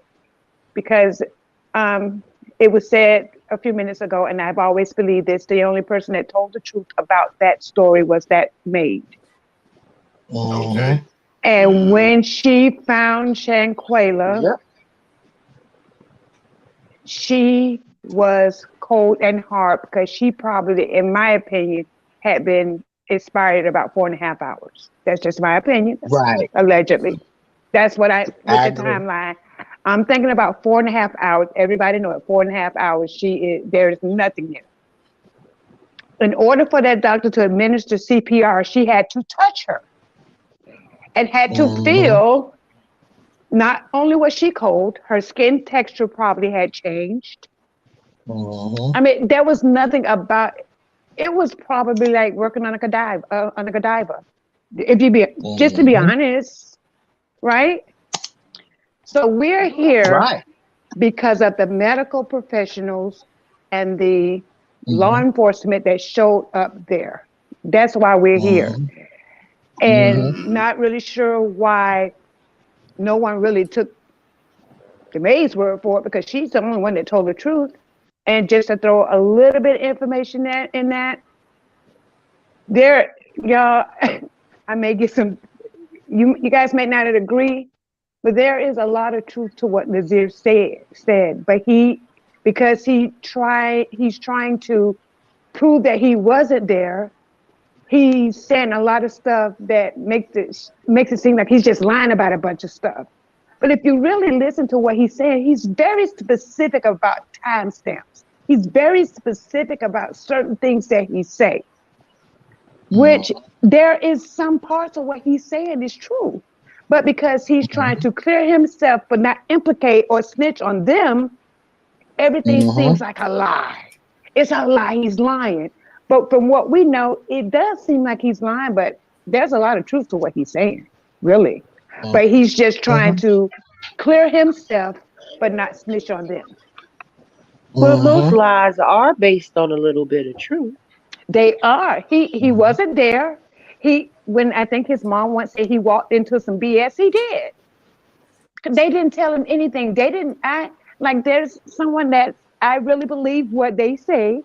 when they said he didn't know what was going on until they got away from those professionals that was at that scene, the doctor, the paramedics, the police. When they got away, they felt free. And they were filling him in as they went along. But in his mind, I think that he was trying to say, what the F? And then I didn't do anything, but I don't want to tell on my friends. Mm-hmm. So that is my take on everything. And I digress. Okay, and real quick, and I like that what you said, Queen, but this is what he need at the end of the day. Since you want to go with him, though. Well, you know what? I'm gonna be honest with you. I'm gonna be honest with you. He went to Shanquella's parents' house, and we really don't know what he told them. Now, do we? Right. Yeah. We don't know. We don't know what he told her parents because he did go there. Oh, and this is just this is crazy right here. Yeah, it is. But you said it right in the beginning. We are here because of the doctor, the paramedics, and the police. Yeah. I'm gonna even remove Zuniga, but I still want to know who took that picture. I'm just saying. That's right. And that's what we need him to investigate and tell it all. Cabo 6 was outside. So does he have a police scanner? Did he hear? Did he run there and show up and say, oh my God, let me take some pictures? We don't know. But we know the paramedics didn't take the picture. The doctor didn't take the picture. Who took the picture? Suniga was not the one who took the picture. It was a confidential informant. Somebody in the group. So somebody else showed up. Somebody in the area who was there took the picture. Oh, so there's somebody else that showed up. Oh my God. That's interesting. No, I'm not saying that. I said somebody else who was there took the picture. Well, we only saw 4 people, and those were okay. So there was somebody else that showed up. Geraldo Zuniga was nowhere close by that scene on that day. Okay.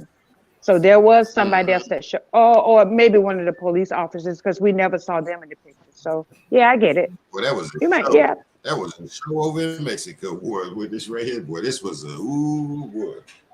This is crazy. Hey, real quick, y'all. Bridget, can you hear me? Can you hear me now? Yeah, I'm here. Hi, how you doing? What's going on, Bridget? Welcome to the Lion Den. Thank you.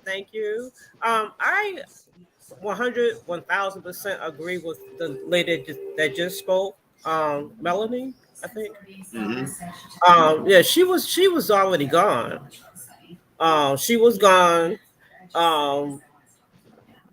When the doctors got there, I mean, everything else is just distraction and misinformation and a lot of BS.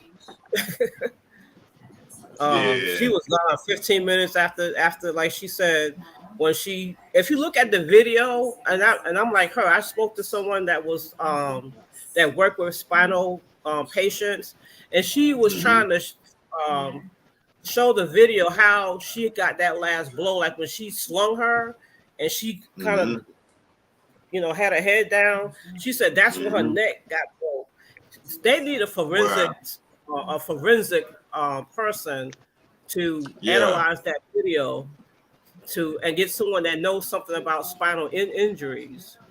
But that girl was gone. She was gone long. By the time everybody got there, the only thing they was there for was for the cover up and the payoff. That was it. That's my opinion.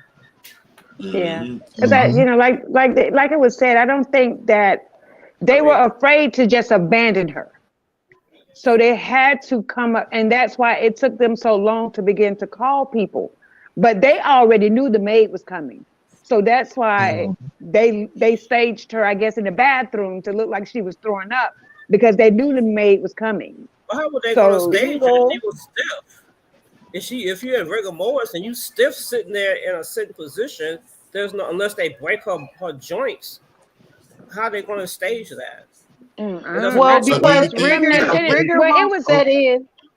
Rigor won't set in for an amount of hours after a person is deceased. So when she first when she was first mortally wounded, and if it took 15 minutes, they knew that she was mortally wounded because Dejanay and if I believe Elise works in the medical field. So they know a little something about something. So they were saying, oh, hell no. She ain't going to get up from this. Exactly. So we're going to put her like this. They started to click in on everybody. Like I said, it wasn't just, okay, yeah, Cabo was wrong. They were totally at fault. But then you got to understand, they did not call 911 to get that doctor. They called the American Medical Center, who is directly affiliated with that set of villas. They are the ones who come in. And the reason why Nazir said he was waiting for a man was not just to fluff the conversation or fluff the explanation. It was also to let us know that that was the truth, because all the doctors that are listed on the American Medical Center were men. Yes, so they knew nothing ma'am. about her coming. So that's why he kept calling her a nurse, because when she came, he was expecting this male doctor. So a lot of things were brought in to existence to make this whole tragedy be as dark as it is. Exactly. So Nazir doing research like how you just said. He over there looking like, okay, well, it's called him. It's all men. Like, damn, bro. I don't think that he was doing it. I think that they had already did it way before he got there. Way before he got there. They had. Remember, she died early in the morning. They went into panic and mode. By the time everybody else got there, they were all just completely just in their own zone. They had said what they were going to say. They were sticking to what they were going to say. Damn. But again, we're here because the people that did. Because remember, they didn't call anybody to what, 2:15? So what were they doing all that time? That was 8, 9, 10, 11, 12, 1, 2. That was 6 hours. Okay, now can we say they left? They probably left. Say, for instance, went to the damn beach, because I say that every now and then. And that way they knew the maid was coming in at 12. That way she can find. That's what I was looking at. Like, so they can act surprised. Yeah, they act surprised. I don't give a damn if they listen to that. Yeah, what happened to her? We don't know. Did they go get a beer or some shit? Like, yo, let's get up out of there, put on them. I'm thinking they didn't give a damn if she was rigor mortis or nothing. I heard they went to another club. They went to another villa, another hotel. And that's what I'm saying. And party. Yeah, I think they left and played it off too, or something. And then they were just really putting out a whole bunch of narratives about what really happened. But I think that the villas was very, very big, and they left her in the master suite. They were all the way on the other side of the house. Remember, Nazir say they were cooking. Because there is a lot of truth to what he said. Well, no, what he said was when he got there, Shanquella was in the game room. And if you listen to his choice of words, sometimes it's not what a person says, it's how they say it, and sometimes it's what they don't say. So I heard him say, "We made it to the living room," as if they had, to fight to get from. They were what did you have, like a group of people to fight from the game room to the living room? Because he acted like they had a voyage. We made it from the game room to the living room. Who talks like that when they're a college graduate? That boy ain't dumb. Was broken, and it took all them to move her. She was stiff by then. And it took all them to move her. But my thing is, keeping with the narrative, keeping with what's going on here. Who helped the doctor do the CPR? If they didn't call the paramedics until after, because the paramedics were called through 911. The doctor was called through the number that they had for whatever to reach the doctors that were affiliated with that villa. When we're saying take her to the hospital, they weren't going to take her to like a local hospital. They were going to take her to that medical center, and that medical center is huge. They got all types of stuff there. They got everything you want, state-of-the-art machines and everything. So don't think we saying medical center or clinic like it's just a little walk-in thing. It's not. They They are affiliated with these villas, and these villas are affiliated with people who are affiliated with money. So when they came, they immediately thought, okay, these American children have money. So first, the crime has been committed against her. Then they call this number to get a doctor to come over from this affiliated medical center who for a lack of better words, another group of crooks.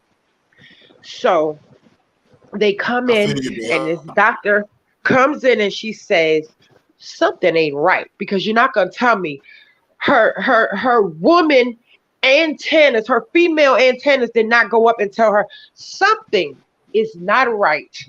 So instead of her using that intuition for good, she used it for her. She said, oh, something ain't right. I'm about to get me a come up. Get him, Michelle. So I feel like Mexico is trying to put everything on Cabo. No, we putting it on Cabo. We putting it on Mexico. We putting it on everybody that we feel had an evil hand in this child's demise and the injustice of her treatment. So I feel like, yeah, the doctor was definitely, she came with her horns out. And who helped her do that? Which one of them helped her do those rounds of CPR? Because Nazir never said I did CPR, and she didn't do it by herself. That lady ain't have a hair out of place. I know Khalil did. He wanted to see a fight. I know the guys. So who helped? You understand? Who sat over there and said, oh, I'm going to help you do this? Nobody did no CPR on that girl. The reason why those list of things are up there saying that they did them is so that that medical center could bill for those things that were done, because she was already gone. So they just want to bill for the assessment. They wanted to bill. She wanted to bring that bill up a little higher and say, okay, well, I did this for her and I did that for her and blah, blah, blah. Well, Dejanay and Elise could administer CPR in the morning. I'm quite sure but they could. But Nazir said they went in there to cook. I don't think they did CPR now. I was thinking about. No, I was just throwing it out there. They didn't. They didn't. They couldn't, because her neck was broke. They couldn't do nothing to her. Lying ass. They lying asses need to turn their balls in, man. Lying ass. Real quick, we got a king up here been sitting a minute out of storm. Let me get another king in here with me. What's up, bro? Welcome to y'all. Den. Welcome back to Greetings. CPR. I have Welcome a back. certificate of CPR. Go ahead, brother. Greetings, and I just want to, man, I'm kind of all over the place, but I agree. I agree with what the lady said, Melanie, when she went on her whole thing about it. Okay. Secondly, the doctor was working out of this hospital they were trying to send her to, that there was a national alert. Don't go there if you're an American, because they gouge you and they don't give you no reports, and they keep telling you all of this stuff, and it's gonna cost this, go get cash. So this doctor came from that hospital. I agree. She walked in, saw she was already deceased. I can't find my way around that. But her eyes lit up, that ka-ching went off in her head, and she figured, if she's already gone, I can do what we do at the hospital. Just charge them for doing a whole bunch of stuff, not tell them anything. What's her name? Winter speaks fluent Spanish. I think when before she passed, all of that convulsions and the stuff that they said that she did, the doctor said she did while she was there, was what was told to her happened before she even got there. So add that to her story. Bottom line, the Cabo Six and them needed her to be alive when the doctor got there. And that, no matter what, a weak pulse, whatever, as long as she said she had vital, stable signs, that cleared them for any wrongdoing. Okay, she cool because the video ain't came out yet. So the doctor gets there. She says, "Hey, I'm gonna need some money to do this." Boom, boom, boom. And I think they did go cook, but they didn't go cook. They was telling him, "Let's go cook." I think they were just going to just be able to say they saw them working on her when they get back to the States and like, yeah, we tried, they tried, the doctors, we called the doctors, yada, yada, yada. And then I don't know if you heard that interview Nazir did with NC Beats, where he asked him, did y'all do, he said he gave her CPR. I do, like Melanie said, Nazir's mother said he walked into some bull crap. And he did. I think made up their story before the nurse got there. Before the maid found her, then dressed her after, oh, let's act surprised and let's get her together. Oh, let's get her together, whatever. Oh, man, don't forget Nazir coming in. Okay, don't tell him shit. Dude, we gonna boom, boom, boom. And then she got alcohol poisoning. And when he called, then we'll call the doctor so that we can get, because he's the only one touching her and trying to be around her because everybody else knew she was gone. Nazir, that's how they interview ended with him and NCB dude. He was like, you don't know what CPR you gave her, mouth to mouth? He was like, yeah, that's CPR. They got into it and just whatever. So I think the only person that was there helping was Nazir because he was in the dark about what the fight and all that other stuff. And he probably didn't know what a deceased person looked like. He was just telling, going off of what they told him. But if everybody walked into that building, that villa after noon, and it was just told, oh, she drank too much alcohol poisoning. She drank too much alcohol poisoning. That's all they was going on. So, okay, we ain't got to mention the fight. Then the nurse gets there. She starts trying to, hey, I'm going to have to charge you for this. I'm going to have to charge you for this. And I'm going to have to charge you. And I think whoever from the villa ordered the nurse or called the nurse from that network of, they got a thing over there where they say, don't go to this hospital if you're American in Mexico because they will gouge you. And you'll never get out unless you just get a whole bunch of money. So I think we just need you. Hey, here go $1,000. Work on her here. Cause I think she said probably, hey, no, we need to take her to the hospital. No, they all knew. They all knew. If she go to the hospital, they gonna find out this, that, and the other, and she was being gone. No, work on her here. How much it costs to work on here? This for the house call, this for this, and just try to whatever, just work on her because they needed to push the time of death to the afternoon and not the morning. So whatever that doctor said she did, it was like she just said, we're gonna charge you for this.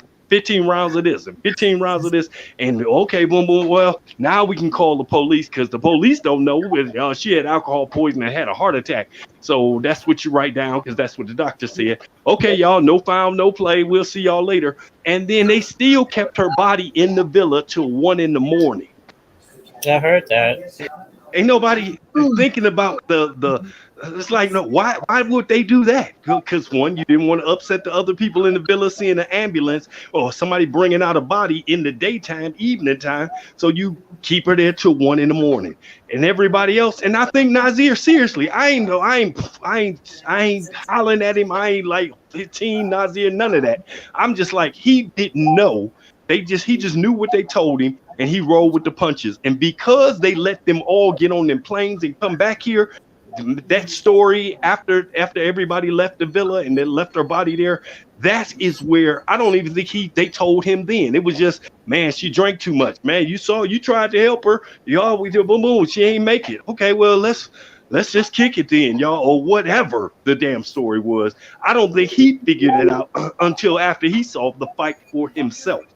So y'all really believe Nazir wasn't there the whole time? No, he was. No, I do believe he was not there.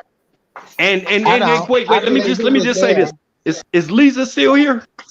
Yes, I'm still here. Liza, I wish. I'm here. Liza, I want to say this just out from the bottom of my heart. I want to apologize for all of this frustration that's being pointed towards you via Zaminga. And it's everybody can say, oh, he about money. Everybody can say that because they were saying that about the family. Because we haven't been able to, this is to Liza, because we as a popular justice for Shanquella haven't been able to get our hands or mouths or eyeballs on anybody in the Cabo Six to verify any doggone thing. Zuminga did us a favor by breaking the case the way he did. But now we can't get in touch with these Cabo Six. So he's the only person that's over there that's relating information to us. And we are frustrated. We fed up. We want to put our hands on all of them Cabo Sixes. And he's just catching, Zuminga is catching the flack for it because we can't touch none of them. But if we had some of them in custody. I can understand that. And I also want to say, Nasir did told you guys that was her in the picture. But it's like I said, it's so much fighting and so much noise going on between all of us instead of focusing on what we really need to focus, which is fighting Cabo Six. Yeah. We just fighting one another instead of paying attention to the details. He is not lying. Zuminga is not lying. He is just telling you guys what was the cover-up. What, as he is investigating, he's just letting you know how they got away with it. And that doesn't not mean just the Cabo Six. I'm talking about everybody who was involved. But we don't know exactly what happened because we wasn't there. But he's bringing you the narrative, the cover-up.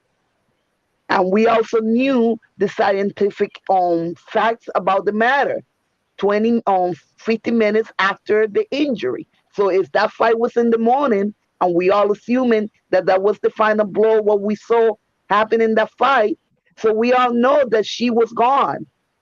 Yeah. That she was gone. Everything else is noise and cover up and lies and just, to escape. And that's what brought them to the state.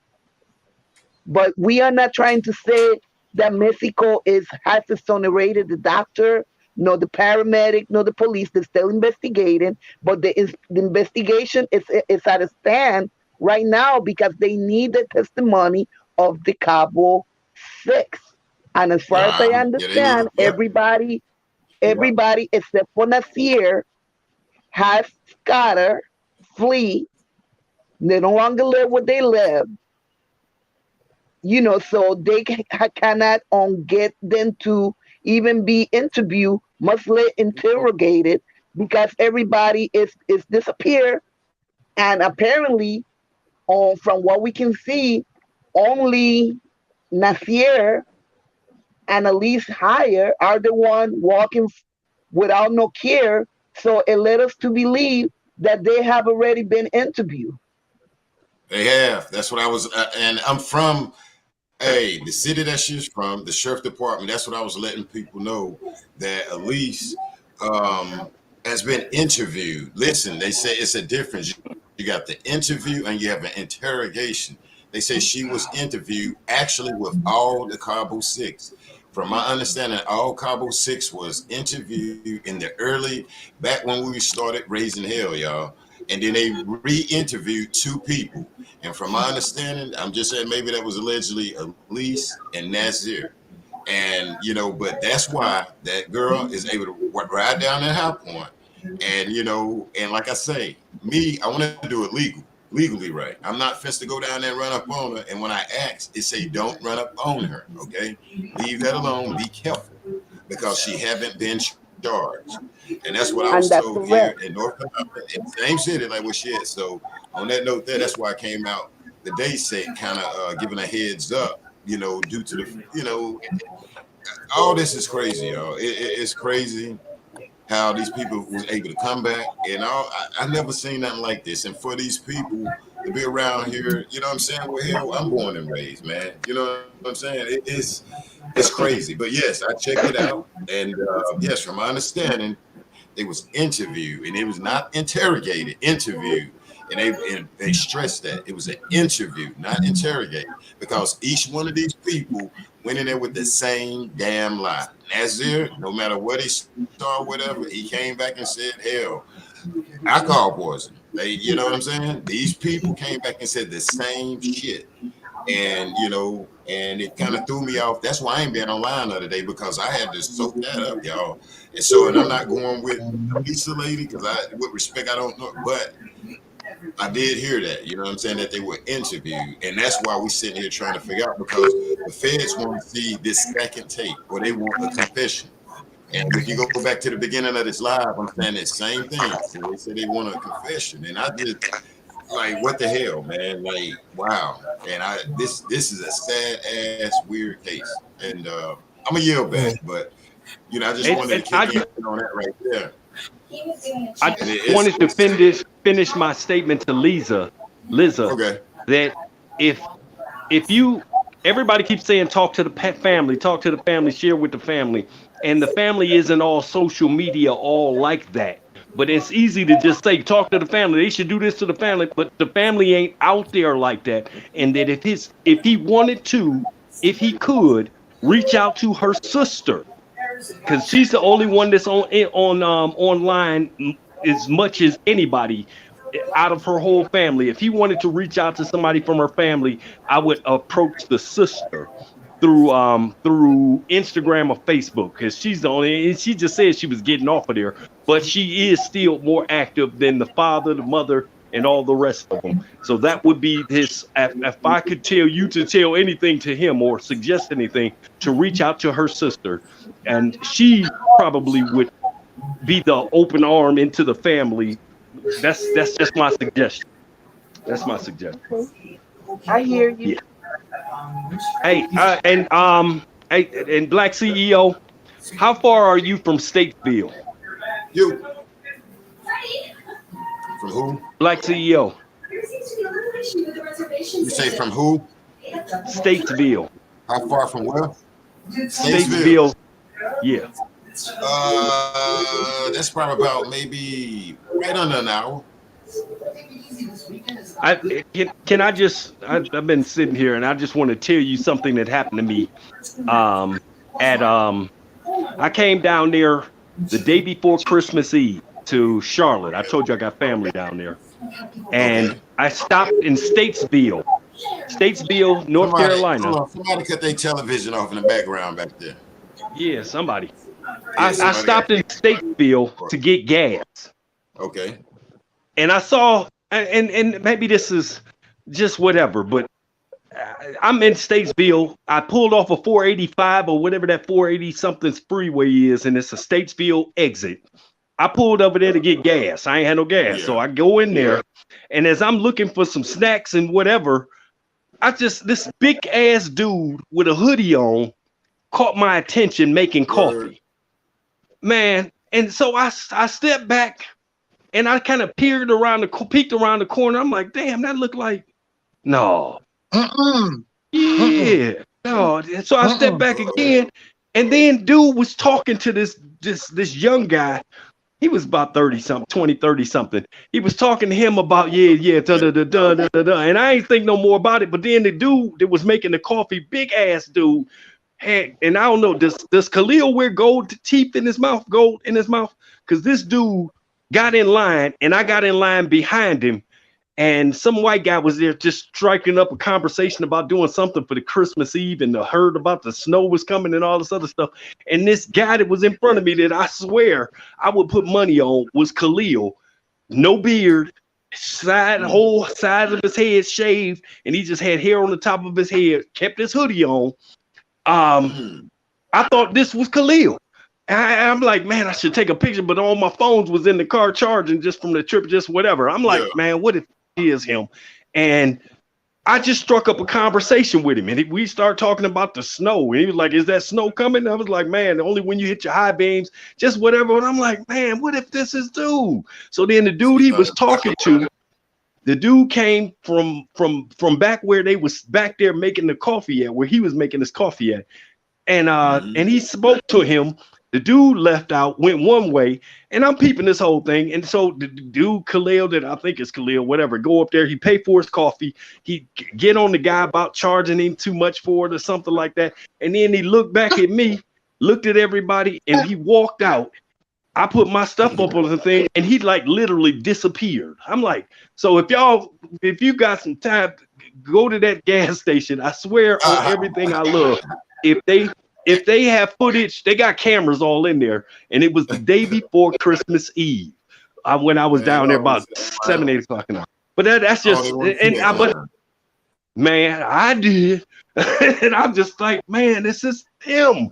I'm like, this whole time I'm standing there. But so, and don't be surprised if come down to whatever. They're like, hey, he was up hiding up in Statesville because he was chilling, like not worried about a damn thing.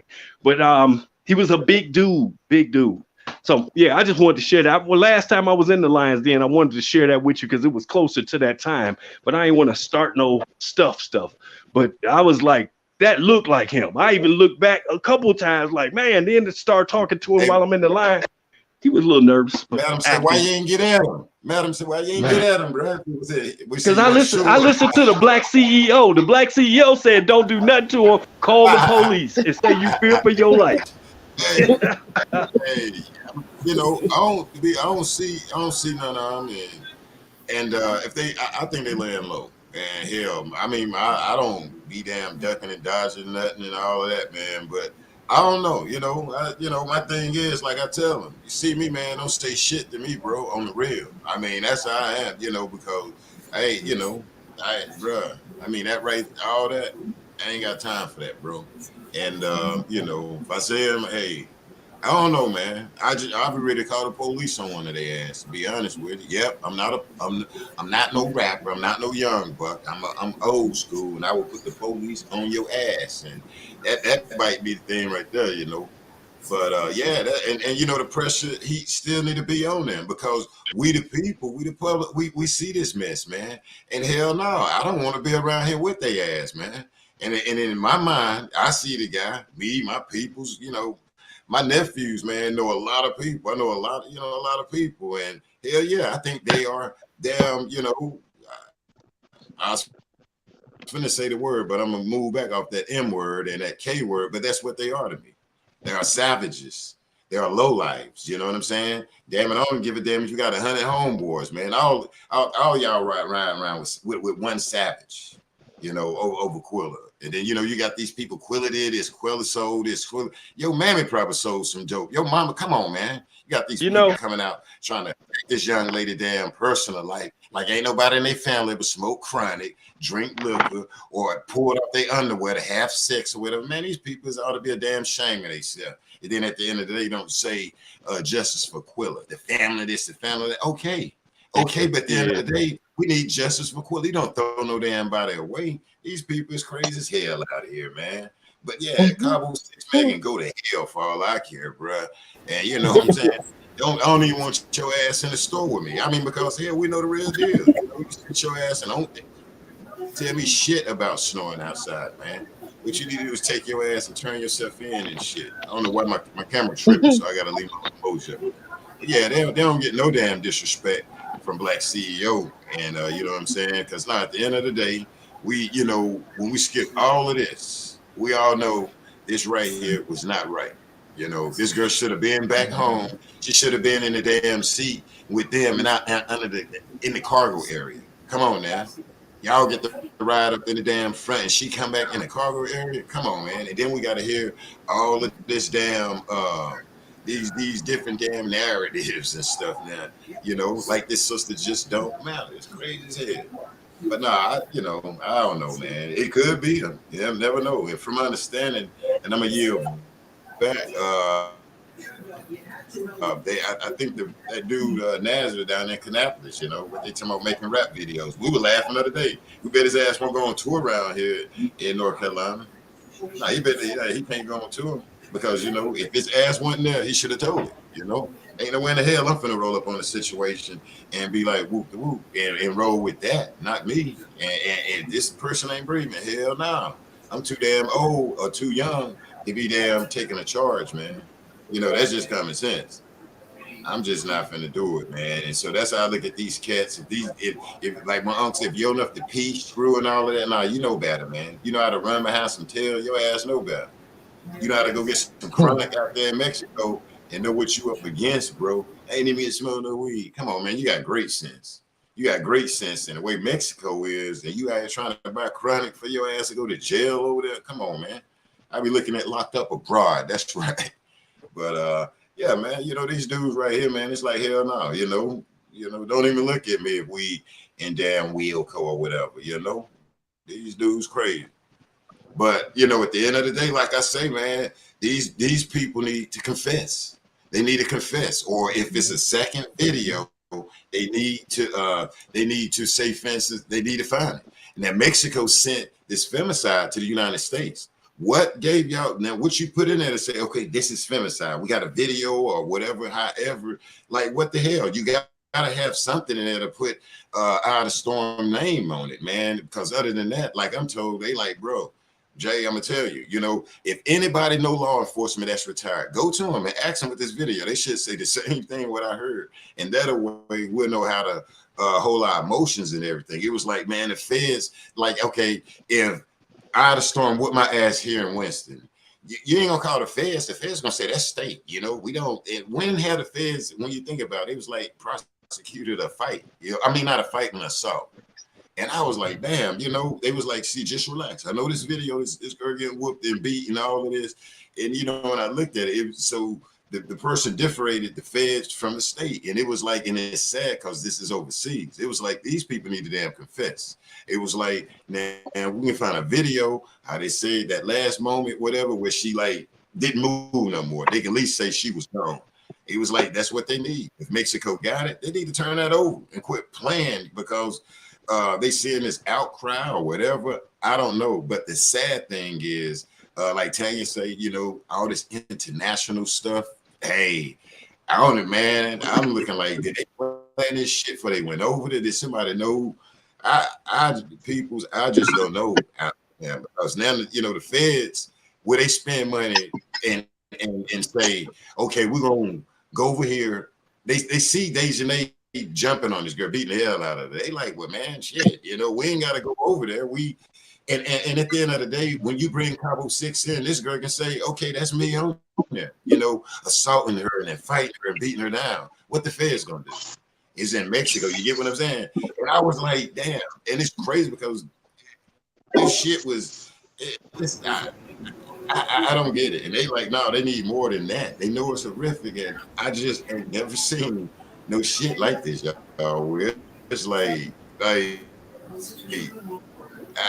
wow, like how in the hell? Like, I mean, this girl getting the hell beat out of her, friends over there, and they came back saying it's alcohol poisoning. Y'all got to roll with it. Mexico got to give the feds, they saying more than whatever the hell it is. And then from my understanding, they said Mexico, with respect, ain't being truthful. They said they ain't even being honest. And then we got all this time going. They damn changing the name of the villa and all of this stuff here. And so that's why I looked at, to be honest, back to Lisa, was like, so Geraldo must know this. What I was, not to get off it, but I was like, this guy must know that. That's why he coming out with this information, because he know the feds ain't gonna come over there till they don't have enough or something. I don't know, but all of this right here, where we at all the way to tonight, even with the lady, the sister Liz up here, I think it's a good, healthy conversation that we having, because we're trying to figure out what the hell happened. And it's just so many damn dynamics of it, y'all, where hell, I thought I was smart, but hell, I'm not, man. I learn every day, bro. But you know, but I'm gonna yield back, man. If whoever want to come in on that, cool. You know, shit, I'm all ears. I have a question. Well, I have two questions. Talk to us, Queen. Oh, okay. And I'm gonna try to be short because I go on and on too. Oh, yeah, we're gonna continue to seek justice for Shanquella. And I was sitting here listening to Liza. Are you still here? Yes, I'm here, my dear. Oh, okay. I wanted to ask a question. You may not have the answer, or I don't know if anybody else thought of this. A friend of mine has an Airbnb here. She has cameras in the living common area, but she doesn't have cameras in the bedroom areas. I wonder if they had a camera in that game room living area and they just didn't give it to us. As far as I know, they don't have no cameras in the inside, only in the outside. That is what we're being told.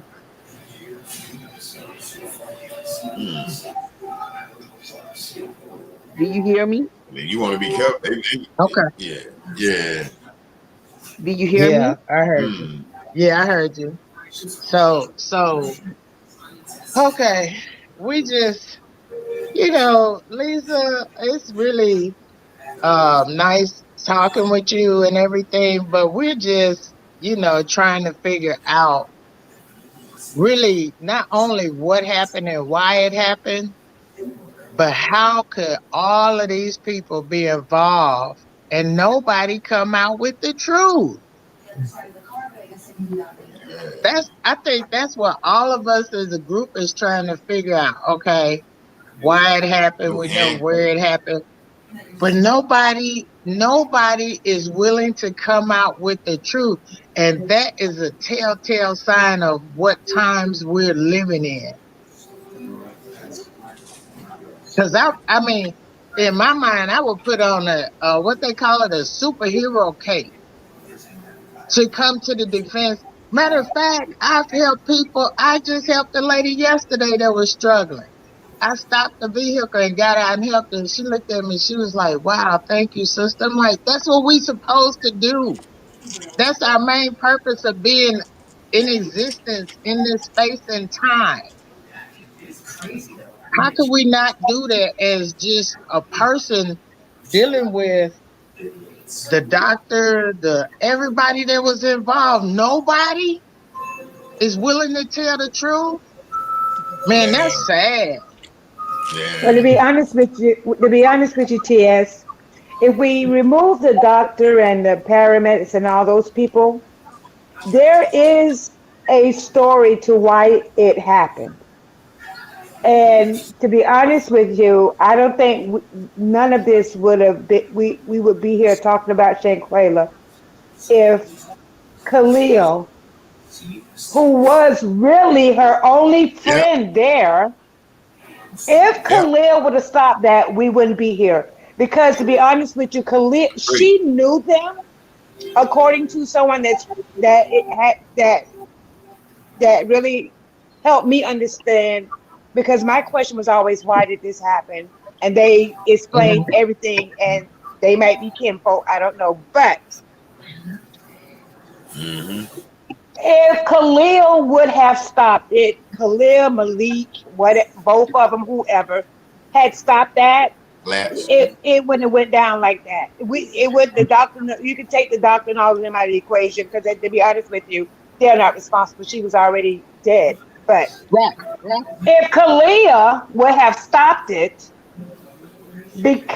because he was her only true friend there. She knew of the other people from school, but she wasn't really friends like that. She was invited on that trip as a last minute because two of Dejanay's best friends backed out of the trip. So Khalil invited Shanquella because Shanquella had the means to pay for the other people that could not attend. Yeah, I heard that too. So Khalil is the reason for all of this. Because as a best friend and a man, he should not let that happen. He a man, but he's it's not all a man. on Khalil. It's all on Khalil. It's all on him. Okay. So, but he a man, but he's not a man. That's another lesson for all of us, because it's a lesson in this. Even though we have not put the finger on exactly everything directly, we can't take them to court. We know that he's responsible, but we also know that there were men there that weren't men. They were men. They had the appearance of men. It's just like Hollywood. They had the appearance of men, but they weren't men. Yeah, but I that don't shouldn't want nobody matter. around me like that that call themselves a man. And if you're supposed to be a male friend or a male and you're around me, I don't care if you're Puerto Rican, Mexican, black, whatever, African, but if you got a supposed to be man around you, you're supposed to feel somewhat secure and safe to a certain point to where none of this type stuff should even be able to be thought about. Like Black CEO said, most men that say, hey, wait a minute, y'all need to bring it down, separate, somebody go chill, something. Most men would intervene. Those weren't men. Yeah. Damn. But my even with that, I understand whatever his sexuality is shouldn't matter because someone was adamant about saying if Nazir was there, that wouldn't happen. I don't know. Nazir might have been there. It's a lot of stuff, No, like I said, like somebody Hollywood, is very adamant about saying if Nazir that he wasn't there. was there, if he that's how you know he wasn't there because he was there, that wouldn't have happened. But I don't know. Khalil, I'm like Black as CEO. I don't CEO, trust none of them. always called it out. Khalil is the reason that happened. But Yeah. you know my thing is, who goes on vacation and fight? Who does that? Well, there's somebody that tells the why that happened, and you will kind of understand why it happened. It was frustration already there, but it really wasn't really focused on Shanquella. Yeah, it wasn't focused on Shanquella so much in the beginning, but some of it played into that because she paid the most money and she called the master suite. But remember, Dejanay planned a trip for her birthday, and when her friends backed out, then that took everything away from her, the master suite. And there's Shanquella. She's already a boss anyway. So you have to remember that jealousy spirit and all of that was just frustration. Because if Shanquella didn't pay for the room, if Shanquella didn't come through with the room, there wouldn't have been no birthday party. Exactly. If she would not have been able to pay for those other two people, they were Dejanay's friends that backed out at the last minute. If Shanquella, if they couldn't have come up with that other $3,000 or $4,000, everything would have been canceled and they would have lost the money that they paid. Because remember, these are business people. You reserve my bill for this long, they expect their money. So I'm quite sure the money they paid was non-refundable. So that was Which so is now also she's already why I don't think it was planned. I don't think they planned to go there to do anything to her. It was a fight that got out of hand. It was frustration because I think that they may have planned to fight that Friday night. I think they may have planned to fight then. But in the initial, from the start from North Carolina, it wasn't. But they already had some jealous girl stuff going on because Shanquella said, if I'm going to pay all of this money, then I'm going to get the master bedroom. And so that was already tension. Young people. That's just ignorant. You got all these people been to college and got 3 degrees, and you telling me this is their mindset? I can't. I just can't. I can't put it together like that. You got to be kidding me. It is a different generation. Exactly. That's why I had to understand about all of that. I had to understand the why. And somebody provided that narrative. I believe every single solitary word that came out of their mouth because it made sense and it also seemed like they were very, very close to somebody, I don't know. But everything that they said made sense and made the whole story come together. Well, then the guy in Mexico, he ought to be able to verify who got to the villa at what time, since they had a camera outside, which would tell us what time Nazir got there. That's why would Nazir that guy to tell us? Remember, Nazir said, "Why would I lie when I know the FBI can find this shit?" He said that. Why would he lie? Why would he lie? There's a camera outside the villa recording everybody that come there. That's why he was very specific about his timestamps. He knew that the FBI could verify it. So why would he lie? Well, my question was, why did he leave with them? If he felt like she was a friend, he said she was his friend for 9 years. So Khalil wasn't the only one that she knew for a long time. But if you've been my friend for 9 years and you saw some other people did me, I mean, just downright dog dirty like that, you wouldn't leave me there.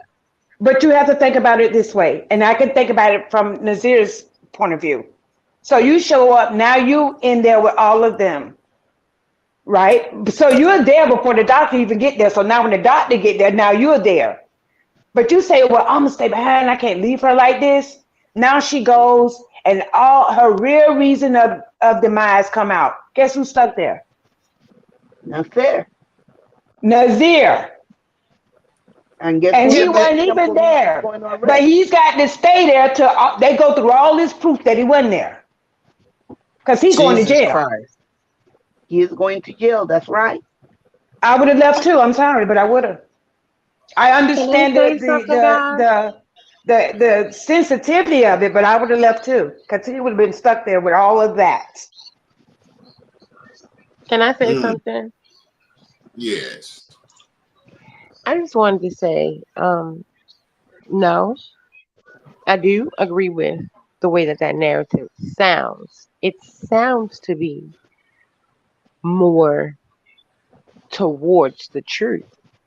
But even if we go with the fact that no, they did not plan to do this over here, they knew that Shanquella was going to have to pay for those two people before they left here. So if it's found at any point that somebody says, okay, in any of the texts between any of the Cabo Six that says, okay, well, yeah, she says she's going, and back and forth, in any of their banter, if somebody says, one of those girls says, okay, well, if she shows out, I don't care what she paid for, I'm going to give it to her. That right there, the consensus is premeditation. Right, but we can't. Yep. Of course, we can't say We that can't that prove it. actually happened. But Yeah, it's we can't prove it. that's No, kind I of. I wasn't mean, saying that, that's. that Mhm, actually happened. I was just saying the same way that, we were just discussing that the mhm, narrative would or could have been a certain thing. I'm just mhm. saying that since that is the case, and if we're going with that narrative, because they knew already that she was going to have to take the place of two people not coming, I I would think somebody's gonna say, yeah, and I don't care what. Like, I would think Dejanay Mhm. or Winter would have a conversation. Yeah, well, I don't care what she's paying for. If she thinks blah blah, then I'm gonna such and such. Well, yeah, Jesus. I'm that's a true. pop her, or I'm gonna do this. I was not saying that that's what happened. I was just basically saying, going keeping with the narrative that you were stating, Yeah. that Mhm. if in fact any of that was said, that is going to be the general consensus of the FBI and those that are investigating, that is premeditation. That's what they're gonna call that if that's the case. That's all. Well, that's Hmm. true. But at the end of the day, like, and I always agree with Black whenever I hear him. The person that's in the middle of all of this, because remember, when she was invited by Khalil, so the text messages were between her and Khalil. Khalil is the gatekeeper. I'm sorry, but he Okay. is. He's the gatekeeper Okay. of all the information. Even if they plan to Okay. fight that night at the dinner table, he is the gatekeeper. He's responsible. I'm sorry, but he just is. Yeah. If he was had feminine ways, you know how back in the day when we was young, got girls push up fights with other girls, after school, like when you're a jit, he probably pushed it all up. hmm And the gatekeeper. Yep. He is the gatekeeper. Let And me you know. let me pose this Even question to the panel. I got another question I want to pose to the panel that I thought about. Suppose they, because all this y'all say all the younger generation is different. I get that part because my nieces and all of them got iPhones. I still use an Android. So if you have an iPhone, everything goes to the cloud. Am I right? yep. Yeah. I believe So then so. they could pull all his texts and all his pictures and stuff from the cloud, right? Absolutely, and that's So probably what even they're if doing. so right, so even if he don't go down there and tell the truth and say, "Hey, look, I cranked all this up, not expecting for this to be the end, but I didn't know what I was saying and doing was going to do this." Even if he went down there, we see he not gonna do that. So why don't they just pull his records from the cloud? It's I am probably what pretty they're sure doing. the FBI has all of that already. It's just that they still need a testimony. I'm sorry, could you repeat what you said? I am pretty sure the FBI has all of that already, but they still need the testimony. They still need a confession. They still need them to Wow. sit down and swear on the earth the last word about what happened in order to determine what charges they're going to file against them. Mm-hmm. Because Okay. the first time, as you claim, it was a voluntary interview.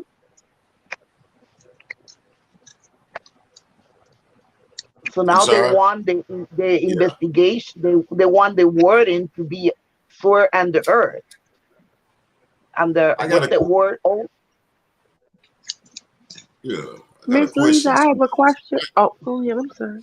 Yeah, let me. I got. Hey, Lisa. So do in Mexico? Can you do they have a homicide charge, or do yes, damn? they, Excuse they my do have a homicide charge. They do have a homicide charge, and it's a lesser charge than a femicide. The okay. femicide carries a higher charge because Yeah, it is considered like kind of a hate crime. right. It's like a hate, and So and you see what I'm getting at. I okay. Uh-huh. I'm telling you, I think they need to change that, man. And see, people looking it is. at more time. See, I Black think the CEO, things. don't get me wrong. It is not a hate crime, but it is. Yeah. If I I get what was you're to saying. compare it, if I was to compare it with something here in the U.S., since we don't have a feminicide, it would be like considered like a hate Mm-hmm. crime, but it's not really a hate crime. It's just like a homicide, but it has a higher penalty or sentence Mm. because it was a crime against a Yeah, woman. It but was a murder okay, and my against a thing woman. and Sure. my thing goes to Mexico. Like, why? Okay, what evidence do they have that he say femicide without? I mean, like, okay, we see DJ on here just slugging his girl out, and it's just like, and so they think that's a femicide charge. Okay, due to the fact, like you said, because they knew him, went to college, and whoop de whoop. They Exactly, because they were not strangers. They were not strangers to But Shanquella. These are but why people would that they put her Shanquella name on knew. it? Oh, you know why? Black, I don't know if you Why's her name remember. not on If you remember when they said that the people at the hotel thought Dejanay was a guy because she kept taking her wig off. it? No, Yeah. that See has this? already been corrected. That has already been corrected and established that DNA is a woman. You guys got to keep in mind the only reason why whenever there's a crime in Mexico involving a woman, it's always going to be charged first or investigated first as a feminicide. And if they once they determine whether or not whoever killed the woman was a known person to the woman or it was a stranger. If it is a stranger, it would become a homicide and it has a Lisa Sharp. But it is established that that the woman was killed by somebody who they knew. It's a femicide. It become a feminicide and it has a higher penalty sentence. So Get it? Dejanay and allegedly Dejanay, Winter, and Khalil and Malik and who else? At least knew Shanquella because they had a 5 or 4 years relationship in college. Remember when Yeah. remember when the parents said that they told the authorities that Khalil had traveled with them Yeah. before. Okay. But why they ain't put So his name that on that that though? established a relationship, a prior relationship. If Shankula would have been killed by a stranger in Mexico, even if it was another American citizen, it would be a homicide. Somebody who they didn't have no prior relationship, no prior contact, no prior knowledge. But this group had a familiarity. Even though there was not family, there was associates, there were friends, there was roommates, college students. So they were not Okay. strangers. Okay, well, Lisa, what I'm saying, if Mexico know all of that, why they ain't put the name them on it so the police over here can put them paws on? They That's what put I'm the saying. direct Like, why would they aggressor. send that? Why they identify her as a direct aggressor? I just Yeah, why they? think I mean, they know all this other stuff. I just think it's because Mexico got laws that they cannot just like I mentioned before, they cannot just take a mugshot of a person and just show the entire face until it gets to a certain point of the judicial hearing Nah, or Lisa, something that like don't. that. Hey, Lisa, with respect, that don't sound right, Lisa. That don't sound right, Lisa. Yeah, I It mean, doesn't because sound come right. on, man. Okay, well, That I don't. can tell you this. I will find out a little bit better and come back Nah, to they you. gonna put But her I know name on there. She gonna be whipping it ass. has to do with the laws in Mexico. Yeah. If she, because Lisa, I'm looking like this. And If also, I want to Mexico say say, this, okay, and this is in you get my your ass whipped in opinion. Mexico, it's against the law. Period. I'm And gonna so, say this, and this is in my opinion, man, they in need to put the Lisa's name on that. opinion. The reason why I would think Mexico would do that Okay. is because they're trying to make sure that this direct aggressor make it alive to Mexico. So they're trying Make it to what? keep Make it alive. alive, that she make it alive to Mexico. So they're trying to make sure that her identity is protected until she crossed that line. So she could make it alive to Mexico to testify. Because if she's the only one who could pinpoint what happened, who helped, who did this, who did that, there's a lot of people who have an interest in making sure that this direct aggressor does not make it alive to Mexico. That's in my opinion. What can Yeah, I ask Mexico, one more question? they fumble, man. They need to put the name on that. Go ahead. Go ahead, Tia. Yeah, okay, thank you. I have one more question to Lisa, since you're a liaison with the guy that's the reporter. Have you all discussed Okay. what is the possibility? You see, because even though I want to say my people in America, they may show us as not being united in the world. But have you had the discussion that if Mexico and the US don't take care of this, it's a possibility that no more blacks will be coming to Mexico for tours, for vacation, for Cabo, for none of that. Oh, We're we not are with this. We don't on. like this. So have y'all had the discussion if we cut off our funds coming to vacation and all that stuff? Because my family is talking about coming out there, and I told them no way. If we're not protected by the police or any incident, I don't want any of y'all going out there to have. We're not getting ready to do this. So have y'all had that Thank you, discussion Billy. for the future? Yes, we have. Yes, we have. At least I had discussed this with Mr.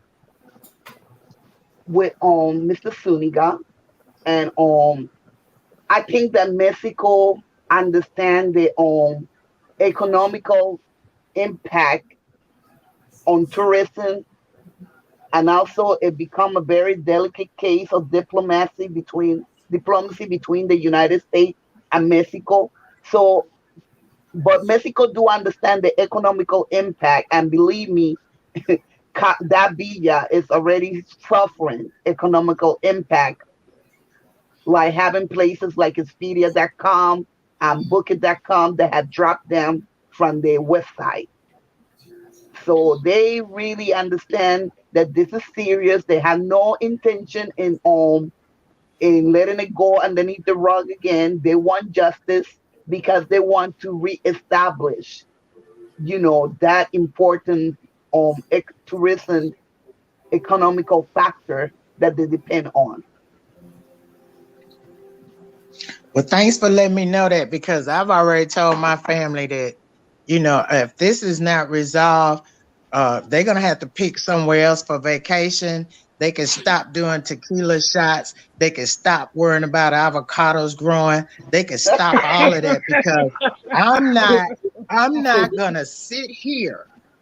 I might not know Shanquella. I might not know her sister, her mama, her daddy. I don't need to know their personal business. Everybody has done something in their life that they don't want to put on a video screen.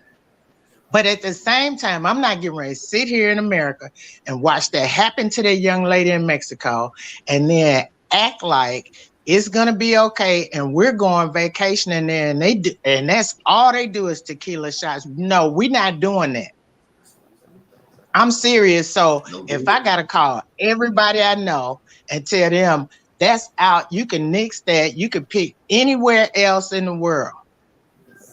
But I'm telling you that we are united on this, even though they try to make us appear like we're not a united people. We all are united on this. And if Khalil is listening, I hope he go turn his balls in, catch a fade. What else you got, Black? I hope he get all of that and go do what he need to do. Yeah. Even though he a man, but he's not a man.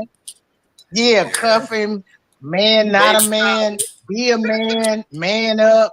Do something. But look, we gotta have this cleared up. We got 1 year to figure out, is the family going to Mexico for vacation? Yeah. So they got 1 year to show me what they gonna do about this case. Well, we're not doing no tequila shots.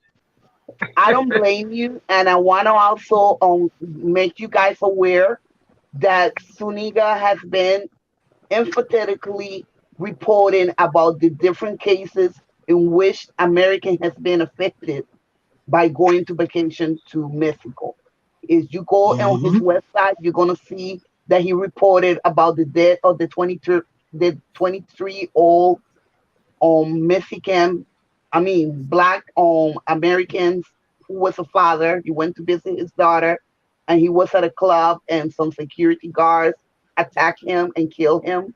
He went to the hospital and he died from injury. And they just recently got the people who did it, and the family have reached out also to him.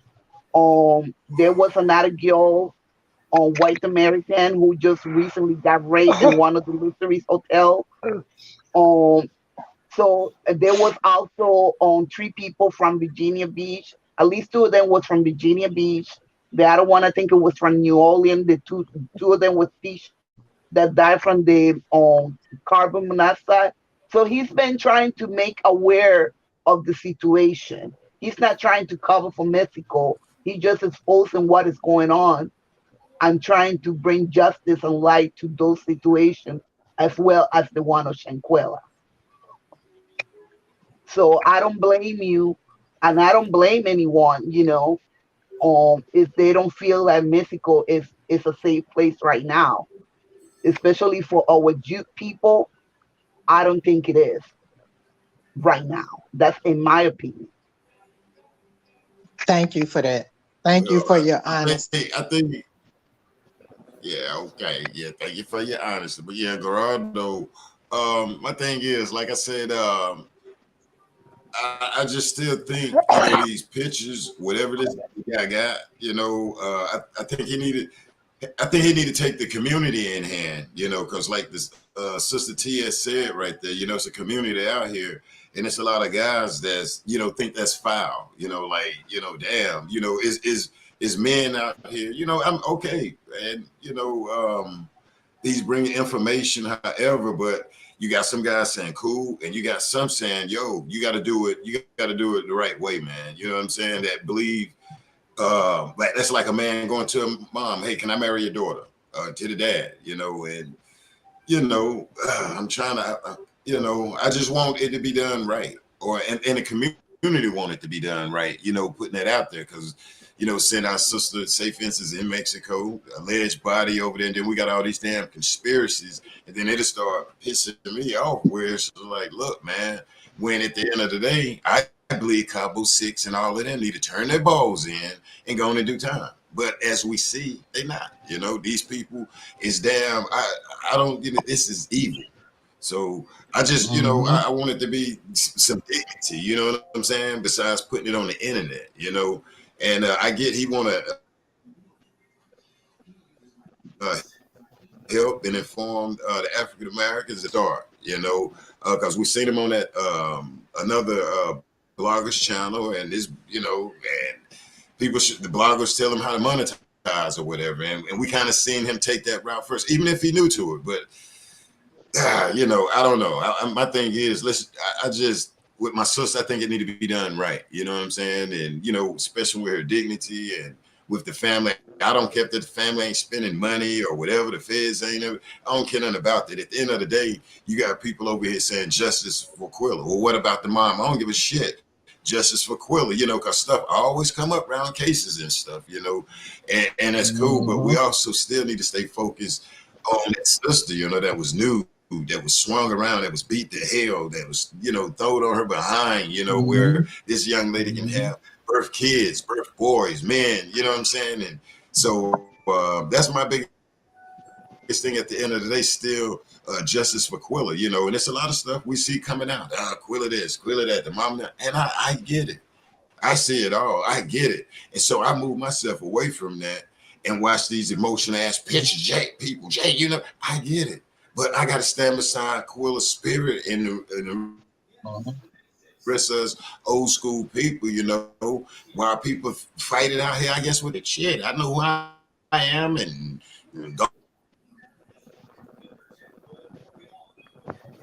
God, Jesus here. Look at what's going on. But we still saying justice for our sister. Justice for our sister. I also say justice for Shanquella Robinson, but I just going and this is not me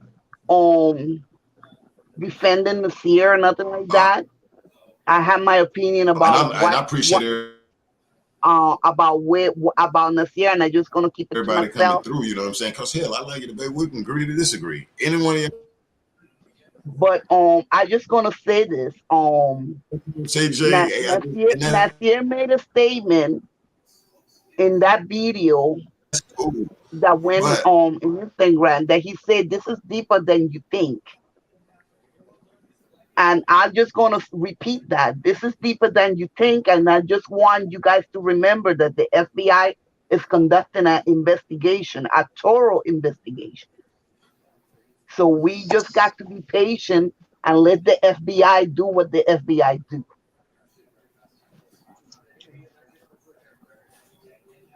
You think they'll make him catch a fade? Say it again. Somebody need to make them catch a fade for real for what they done. Whether the FBI investigating or not, you know, because I seen people get locked up for stuff, you know, on the news all the time. The guys commit something and they catch them, they chase them down or stop the car or whatever, and then when they show their picture the next day for court, I'm like, dang, that's the same dude. He caught a fade. I would never advise anyone nowhere in the human race to go and do vigilante. No. I say, do you think when the FBI or the police or whatever catch him, you think they'll catch a fade? What does a fade mean? I don't understand the slam. That's okay. I'm sorry. I'm gonna be honest. That's all right. It's an ass whipping, Liza. Yeah. So so you telling me is when they are catch, the Cabo Sixers catch, they're gonna catch beating? No, I said, do you think they'll catch a fade? That's just a question. That's just a rhetorical question. We good. I got it. Yeah. I would just say, like, since we're old school, you know how when you were little, you used to do something like, say for instance, like my grandmother used to make cakes, and you go sneak a slice of cake, but you know you weren't supposed to have it, but you just feel like your mama always knew. Okay, I got you. Can you imagine feeling like somebody's watching you every day, every night when you leave? Do you know how much Yeah. pressure that is? That's a Yeah. lot. I mean, have you ever been Yeah. pressured so much to where you told the truth? Because it's like, damn, I can't take it. It's the pressure. So think about Yeah. how they feel, all 5 or 6 of them, whoever.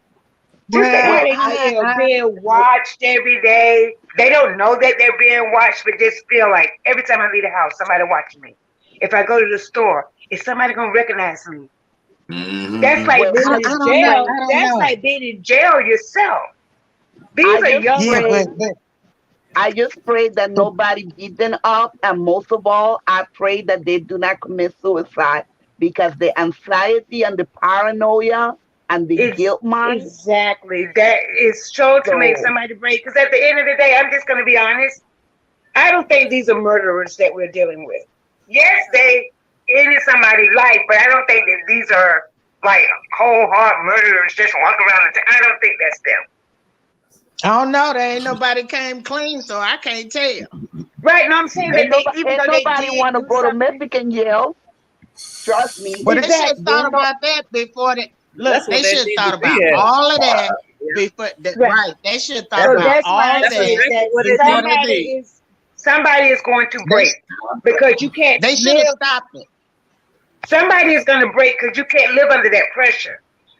I Not Well, think they they every should have. day. That should cold-hearted be the murderers one that now should have because they stopped it. feel like they got away with it. And just like Absolutely. all serial killers, they start somewhere. You Yeah. know? Oh my Oh God. yeah. Yeah. Yeah. You're right. You're But I right. just think it's the pressure of everyday life, knowing that people are talking about this. They probably on the incognito looking at the YouTube videos and what people are saying. Can you imagine living your life like that? Every time you leave the house, who's gonna notice you? Am I gonna see the family? You know, who is anybody gonna hurt me? Like that's a lot of pressure to live under. That's anxiety, stress. Damn, I That's quit a alcohol lot for of pressure.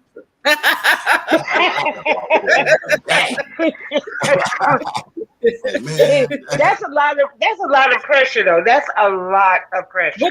But the thing is too, not even the parents are speaking out. But Or it's a lot of pressure for them too. I just can't understand that. Look, if I was the parent and I paid for my child to have 3 degrees, I'd be taking his ass to court because I'd want a refund on my money. I know that's right. I know that's right. Somebody gonna pay me that money. Yeah, I've been working my behind off for you to go get it. 1 degree. You know what they say about book sense. Well, you know, it's like this. It's just how you raise. Like, I told my son, I have one son, and I always told him, if you ever go to jail, don't call me. But no. I meant that because he went to jail. You think he called me? Nope. And it was just for checking, not having a license. But you think he called me? Nope. And nope. Because I told him when he was young, if you ever go to jail, don't call me. Not if it's your fault. Don't call me.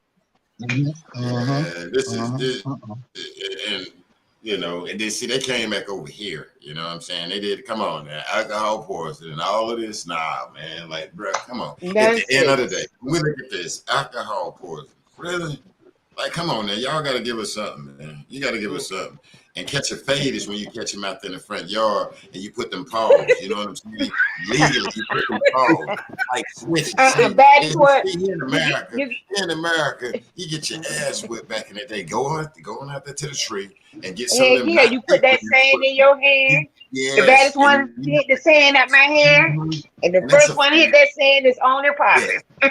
And that's a fade with your mom, your grandma, whatever, where you get your ass whipped. These people clearly ain't have no ass whipped. They got cars, cell phones, baby powders, Vaseline, and all this stuff, chargers, and allowances. We didn't. We had the damn bill, go-karts, playing in the woods, dance in front of the house. They don't know nothing about that. That's stupid to these people. Oranges. It's just stupid Pick as hell. oranges to make money. Yes, my granddaddy used to break me down over the damn phone. Where's that granddaddies at to break them down over the damn phone to catch a verbal fade with them, you know? But yes, these people right here, you know, is you know, when I came out, they need a damn fade, man. The dudes that sitting in there, Quilla, you ain't gonna fight back. You know, hell yeah, you need to catch a fade.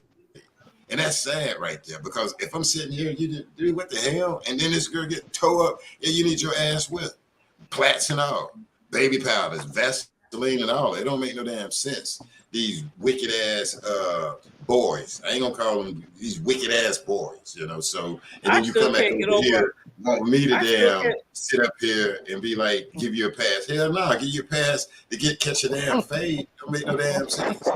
Right? Damn handcuffs. That's what it is. I still don't understand why would you go on vacation to fight? That's just crazy. That's just totally crazy. Because they could have stayed in the United States and did that. Yeah. That's what made me feel like y'all planned it. Exactly. Like what the mad at rooms and stuff. Damn, young people. Come on, man. Damn. I mean, okay, damn. Come on.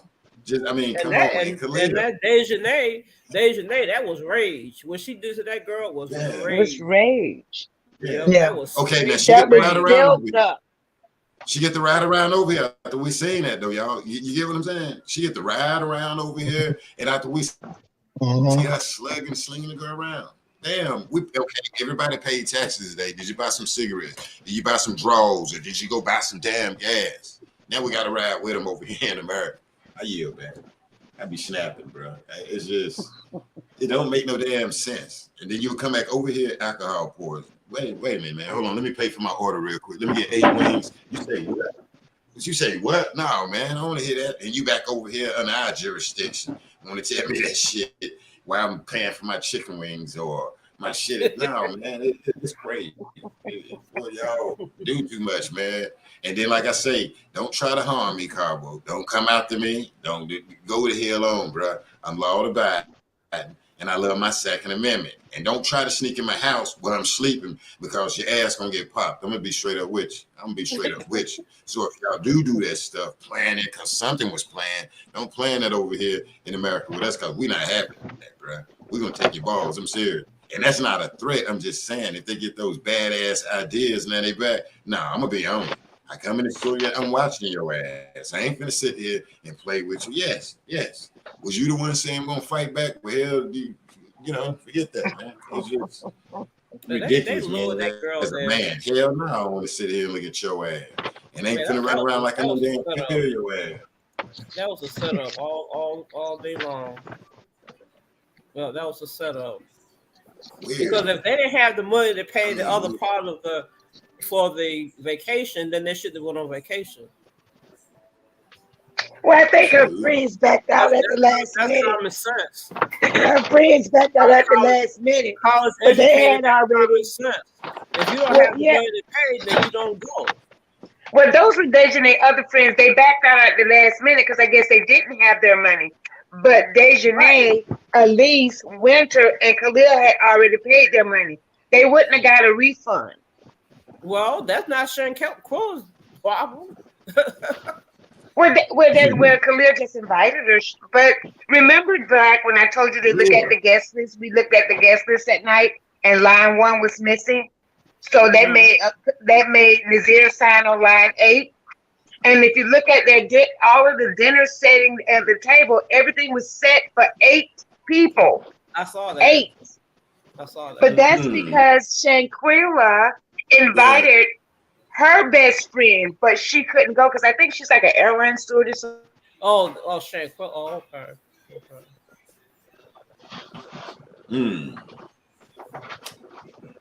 They reserved for 8 people. So it was a Cabo 5 plus 3, which would have been I think it was 2 of Dejanay's friends that didn't come. Julia. So it's a Cabo 6 plus 2. That would have been 8. Yeah, because Airbnbs don't give you refunds. At least they don't suppose. Exactly. So that's why Khalil invited Shanquella, because she knew that she had the means to pay those other people's place, and she agreed. Just being nice. And she said, "But I have to get that master bedroom." Exactly. I don't blame her. Which probably would originally went to Dejanay because she planned it. It was her birthday, And so that just flipped over. So I Yeah, think that but still, to beat the girl up like that, I mean, who does that? I mean, Yeah, that's just it's some more to it. yeah. I and mean, then the card game that they were playing, the card game was Dejanay. She bought that card game to send mean texts to the girls that backed out. oh wow, I know. That's crazy. They're crazy. Ain't it crazy? That's just like They're crazy. And I learned They all need to this be from another institutionalized. blogger that seems very, very close to their family. And right. he if you listen to him, you would know everything that's coming out of his mouth is the truth. Everything. And he That's crazy. provided the why and everything that they did on that trip and why everything unfolded the way it did. It still don't make sense though. I've had a lot of people do me wrong, do me dirty. Not They knew everything, it. it seems I like. saw it, but they ain't never kill me. I ain't never killed them. I ain't never beat them. We never laid hands on each other. I gave them the side eye. They probably Well, wish they was dead. well, you have to realize that Dejanay Winter and Elise, even though they went to school with my college for her, they followed her on social media, but they were still jealous of her because she was bossed up. Yeah. She was bossed up. Yeah, I saw that. Yeah. And sometimes people are just jealous. So that kind of changed the narrative of some people think it was, why would she hang around these people and she's already bossed up? Well, she didn't hang around them. She knew them, but those were her friends. Well, it's mostly Kalia that she was. Kalia was her. Back to Khalil. You want a friend? Not in the end, no. He was the one that wanted to get on her payroll, so he was jealous too. Yeah. So he had what you call an ulterior motive. Exactly. Yeah. Well, see, exactly. He could have never. He never could have been her friend, if you ask me, because I know they didn't just have a conversation and say, if I do this to her, are you gonna jump in? Are you gonna stop it? Right. No, they could have, but how did they know that he was gonna allow that as close as they were supposed to have been? They knew he was playing That's her true. from the minute the game started. Yeah, I think they planned it. This has been going on. They were planning it. Remember when she did a video and she said, "Where y'all at?" Yeah. They were planning to fight then. Yeah. It sure was. But you remember, she also said they're not my friends. Exactly. Yeah, those were her friends. Yeah. And so she was actually going to leave the next day because of the vibe. This crazy. She didn't like the vibe. This crazy. Okay, so she was gonna leave the next day. Why fight her? So what? And then you fought her with so much rage, you killed her. That's crazy, ain't it? It's crazy. That's crazy. I don't know. Maybe they thought if she left, she would take the rest of the deposit back. I don't know. We don't know. Well, So what? Deposit back, they just would have lost their whoever part that was whoever part wasn't paid, then they would have been responsible for paying it. Yeah, she was mad. She said, "Come on." She was like, "Come on." Well, what that kind of rage, though? I mean, who does that? I'm old. I'm sorry. I'm very old. An animal. I'm way back. I like the other person was saying, it could have been a lot of things. You know, she had her own boutique, so it was a build-up thing. I believe it was the build-up because if they was friends in college, they watched her, become who she became. They was jealous. I believe that, but okay. Wardrobe when she was over there, so it could have been a lot of. I mean, I was raised like this here. If you want that, if someone has a Mercedes and I don't have a Mercedes, I'm not gonna not be your friend or talk about you or do all this crazy stuff. These young people, I'm gonna work. I was taught you want something, you work and you go and you buy it. I taught my kids that you want Lexus. My daughter wanted a Lexus at 19 years old. Well, you go make you some Lexus money, you get you a Lexus. That's anything you want. Yeah. Or anything. That's how I was raised. If you want something, why are you jealous? You work for it and work, and you get it, and you good. That's how I was raised. I mean, that's just me. They did. They got baby powders and plats and stuff over there. These kids here, oh my Jesus. To be honest with you, Shanquella, Kalia, and what's his name, Prax, they were the only 3 entrepreneurs out of the group. Everybody else worked for somebody. But they were the only one pretty much doing their own thing. Right. Miss Deja. But Shanquella was the biggest boss. Right. Well, Deja should have stepped up her game instead of being ghetto and out there beating people on vacation. She should have been trying to do what Shanquella was doing instead of get at your bags. Right. Thanks, Shan. Yeah, they had Ray, and these guys wanted to see the fight. I mean, that setup. I mean, when you look close, you see them walking in, or you see your man. It's like, who does that, man? And then y'all that's come back what I'm saying. Hey, bro, like I'm looking at these. I've been thinking about that all day. All day I've been thinking. I was like, who the hell go on vacation and fight? And it's like early in the morning. That's what I'm 7:30 in the morning. Really? And they said I would have had a piece. I would have popped. Waking me up, fight me at 7:00 in the morning. I don't think they slept. I don't think they slept. Y'all talking about it, and now that I think back, I had a situation. I was out of town. I caught a flight.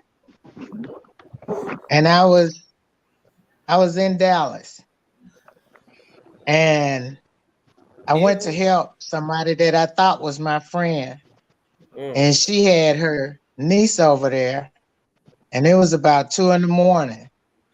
And I had already dreamed about a snake, but I forgot about it. And I was sitting there in the living room, and the girl that was supposed to be my friend was sitting across from me. And her niece was sitting to my left by the front door.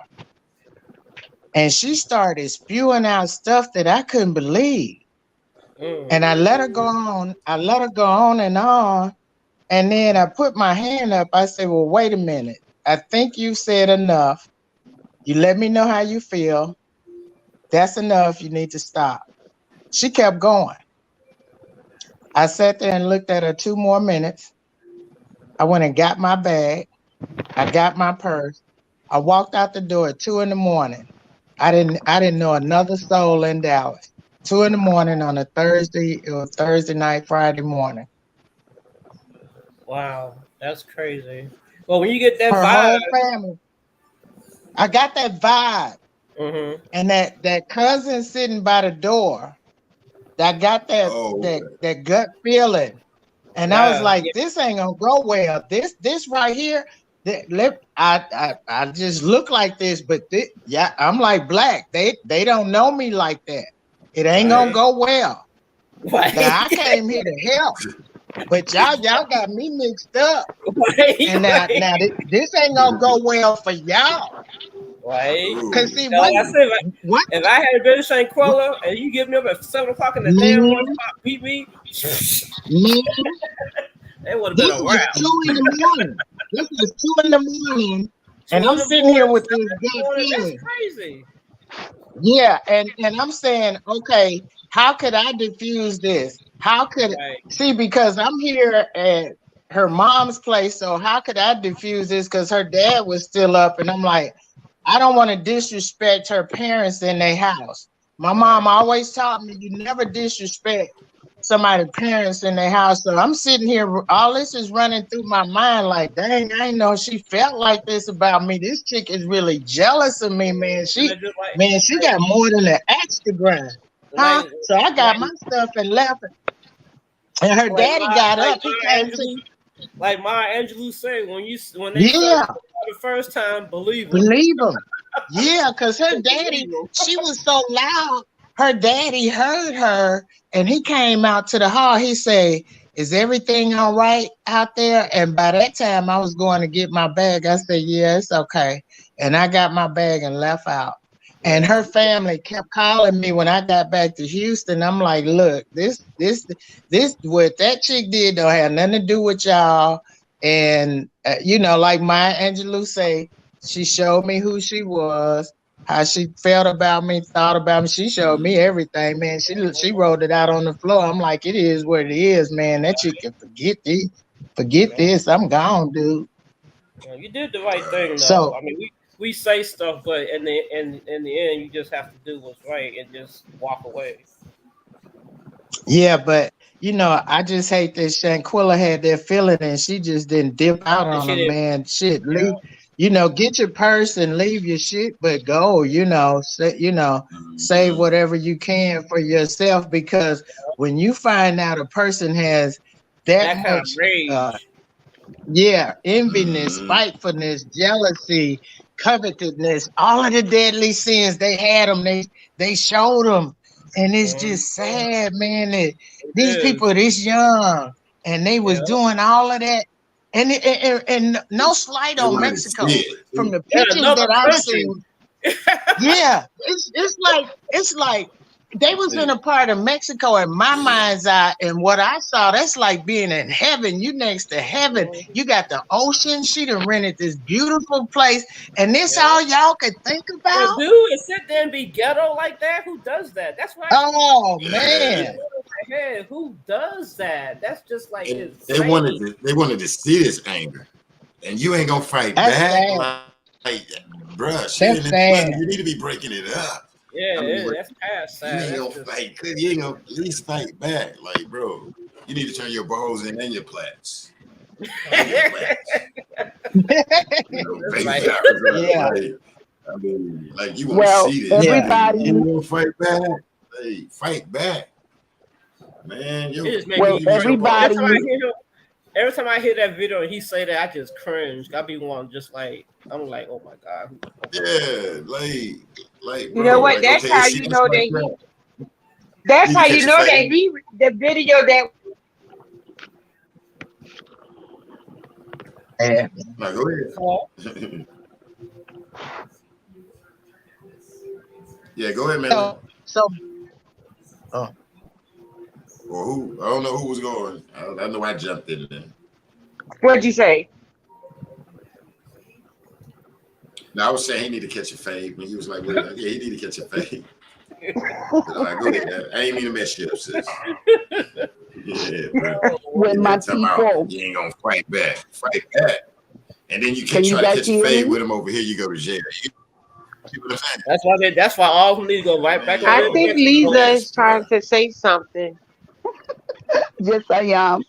I was gonna say, unless you guys have any other questions for me, it's a little past my bedtime, so I'm gonna go ahead and retire. But it's been lovely being part of your panel. I Okay. appreciate the love, and there was no hostility. We just debated and clarified some points. And I will take some of your suggestions to Mr. Suniga. And if you guys have any other questions, always around. Even when I'm not talking, I'm always around. You know. So I just wanted to say thank you. And Well, thank Okay. you. I also want to emphasize, let's focus. Let's start the fight because we're not enemies. We're trying to achieve justice for Shanquella. And let's really focus the rage and the anger and the frustration toward the people who deserve it, which is the Cabo Six right now, because we need them to in order to move along this matter. Right now we're in a standing in a still, and until we get them to confess or a testimony, we are stuck. So we really need to focus our rage towards them, try to get them to appeal to the morality, to the family who are helping them stay under the cover, because right now really there is no arrest warrant against them except for one, so they technically are free. They not have the family are not harboring them. But if we're going to use morality and values, the parents should be encouraging those children to speak up and get this over with. Because Well, Exactly. all they're doing is let's get this delaying. correct. Those are adults. Those ain't children. Oh, they're Yeah. not. Yeah, they're adults. That's what I meant. You know. compared to us, I'm 54. I don't know how old are you guys, but when I look at Yeah, them, I just look at them as babies acting crazy because who children. go to paradise to be acting like that? Only crazy people. Mhm. So, Mhm. Mhm. Okay, you well, know, I appreciate you coming through. Now I want to stress this.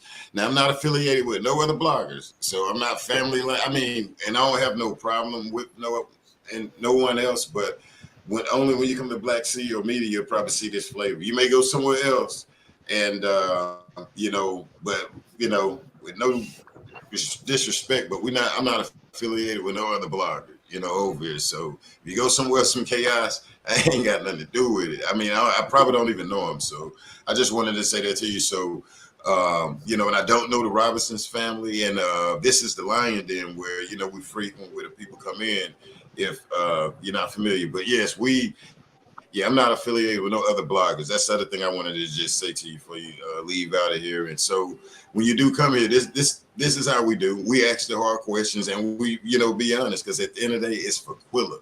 It's for Quilla. At the end of the day, it's for Quilla, no matter how hard it get. But I appreciate you coming through. And hey, like I said, you're welcome back. And the Lion Den, we don't bite our tongue. And hey, you're welcome to come back. And hey, if you want to bring Gerardo Zinga, and hey, feel free. And it's the Lion Den, and at the end of the day, we still try to keep it respectful. But like I say, I put the welcome mat out, and we'll do it like that. I mean, period. Because we're trying to figure out what happened and what the hell is going on. And not saying we agree with everything he's on, but he's still welcome to come. We men and women, and we're just trying to figure out what is going on. But I appreciate your time. okay, you're welcome, and it's been my pleasure. All right. Well, you take care and be safe. The same to you. All right. Take care. Yes, y'all. And I thank everybody for being respectful to her. I appreciate everybody asking the questions, what I'm saying, that was up here. You know what I'm saying? And that's how we do it at the Lions Den. That's how we do it, And hey, she hung around. I see some people say she's going around to different panels and stuff where hey, she survived the Lion Den and hey, so hey. I've seen her before. Her story doesn't change. Mm-hmm. Her story doesn't change what she says. Oh, okay, because that's my first time hearing from her, to be honest. Right. Like I said, I get that. I don't doubt she's telling the truth of what's being told to her. But who's to say she's Absolutely. being told the truth? Mm-hmm.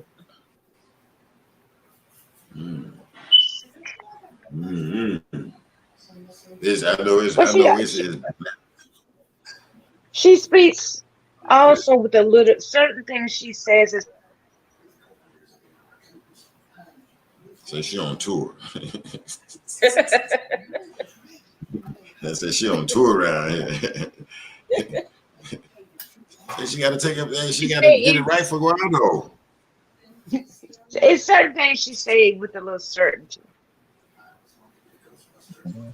But Hey, I feel she got a rep for Grotto. I got a rep for Quilla.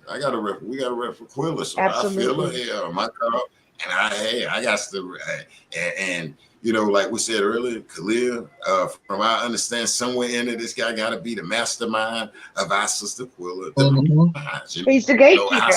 I just damn no zone, no deal. What is that? No Shredding both sides of the fence. I'm sorry.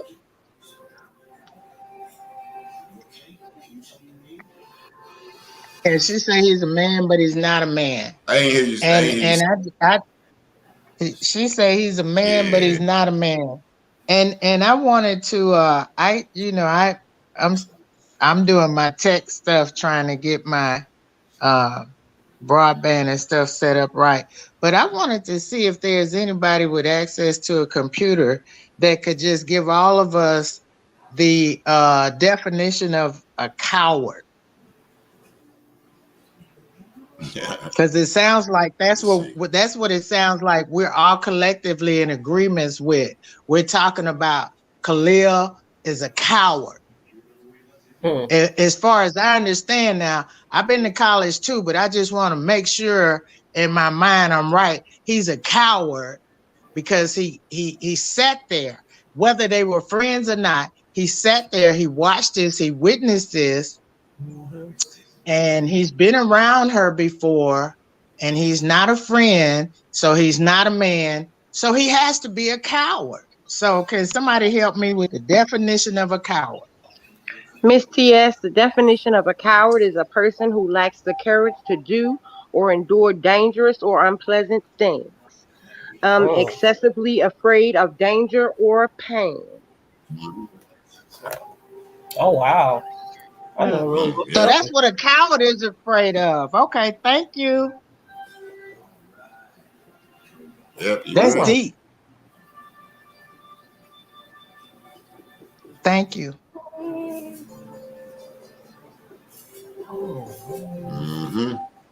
Person who, yep, she's right.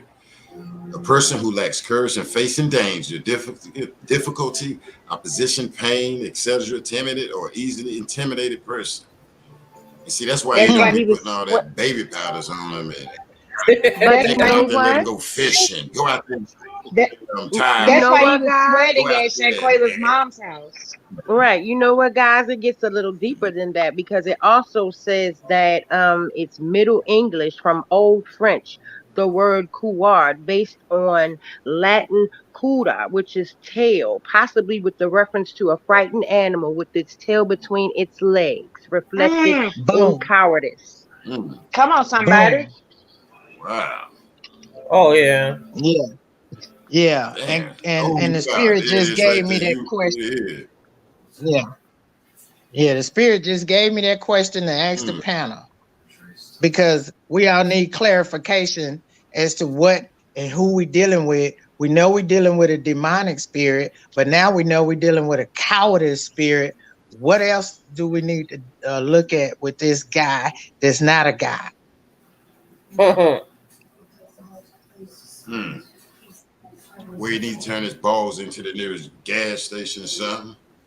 It can be any city, you know what I'm saying? This dude need to go to the nearest police department, man.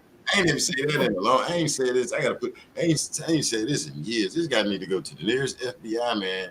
And hey, bro, okay, you see the definition up here, bro? Like, have a heart. Like, I mean, I don't get these people that's in the room, right? They see Quilla getting pounded, punted. They don't want to feel that.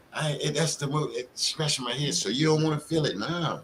You actually have to fight back. So somebody out here get on your ass, boy. Get on one of y'all ass out here, boy.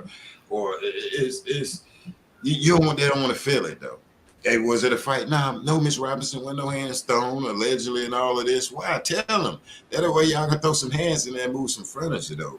And I'm gonna tell you, like I said, they'd be glad I wasn't no kin to. Hey, if the FBI police listen, I'm just saying, if I was a family member, I would have been wearing Khalil ass out by the porch, by the bush. They probably had 3 steps out of. I'm sorry, you know, because I'd have called him with that lie on the 3rd day. As a man, he would have been saying that, and I would have winked out of somebody and would it dog. I mean, that right there, you know, you're coming back, and they not saying the Robinsons ain't smart, but better be glad they ain't had the right family members in there. It could have been a female too, because y'all ladies, hey, I'm telling you, y'all ladies have moved some damn furniture too, so don't get it wrong.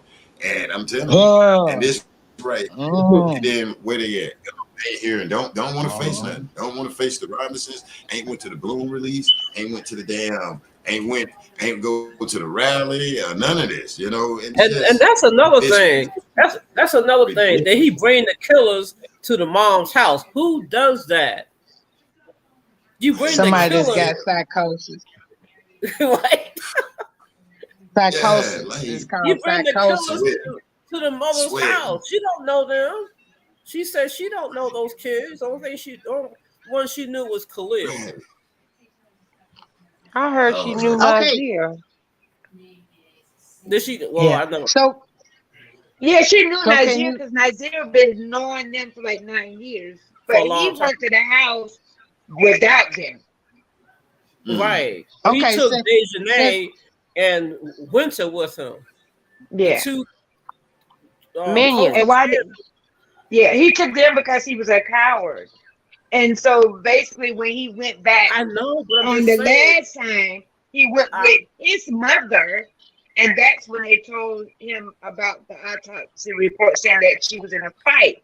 That remember that he started sweating like he Right. was going in But panic I'm mode. just saying the whole scenario. Who does that? So do we think he lied to his mother as well, or she followed him over there with that lie in her purse? Can I answer? Can I answer? Answer. Okay. Once before I tell you these are narcissistic and sociopathic behaviors. So since you looked up coward, can you look up narcissistic behavior? And we may have this guy whole jacket. We may have his whole green outfit tonight. Because we know he's a coward. We know he's not a man. So can you look up narcissistic behavior and sociopathic behavior? And let's Well, see, for can we put this guy narcissistic together? behavior, it says expect to be recognized as superior even without achievements. Make achievements and talent seem bigger than they are. Be preoccupied with fantasies about success, power, brilliance, beauty, or the perfect mate. Believe they are superior to others and can only spend time with or be understood by equally special people. Okay. Gatekeeper. Wow. Gatekeeper. He's gatekeeper. Boom. He acted like he had the power, but he had the power over like those guys are weak-minded, jealous, catty. But he didn't over Shanquella. He felt inferior to Shanquella because she was a boss. Right. Yeah. She had herself together, and he wanted that. Right. Boom. Well, like I just got saying, if someone has a Mercedes and you want that Mercedes, instead of being jealous and narcissistic and all that other kind of stuff, go out there and make the money and do what you got to do to get it. Well, see, that would have been work. Right. Yeah, you right about that. He would have had to put in work. Right. A narcissist doesn't want to do the work. They want you to do the work for them. They take all the praise for it. Yeah. I have one. And they take all the praise. Sound like Satan, don't it? Yeah, I have a family member like that. Okay, so now can you look up sociopathic behavior? And let's see, can we put this guy back in the green suit? He could wear that green suit for the rest of eternity, as far as I'm concerned.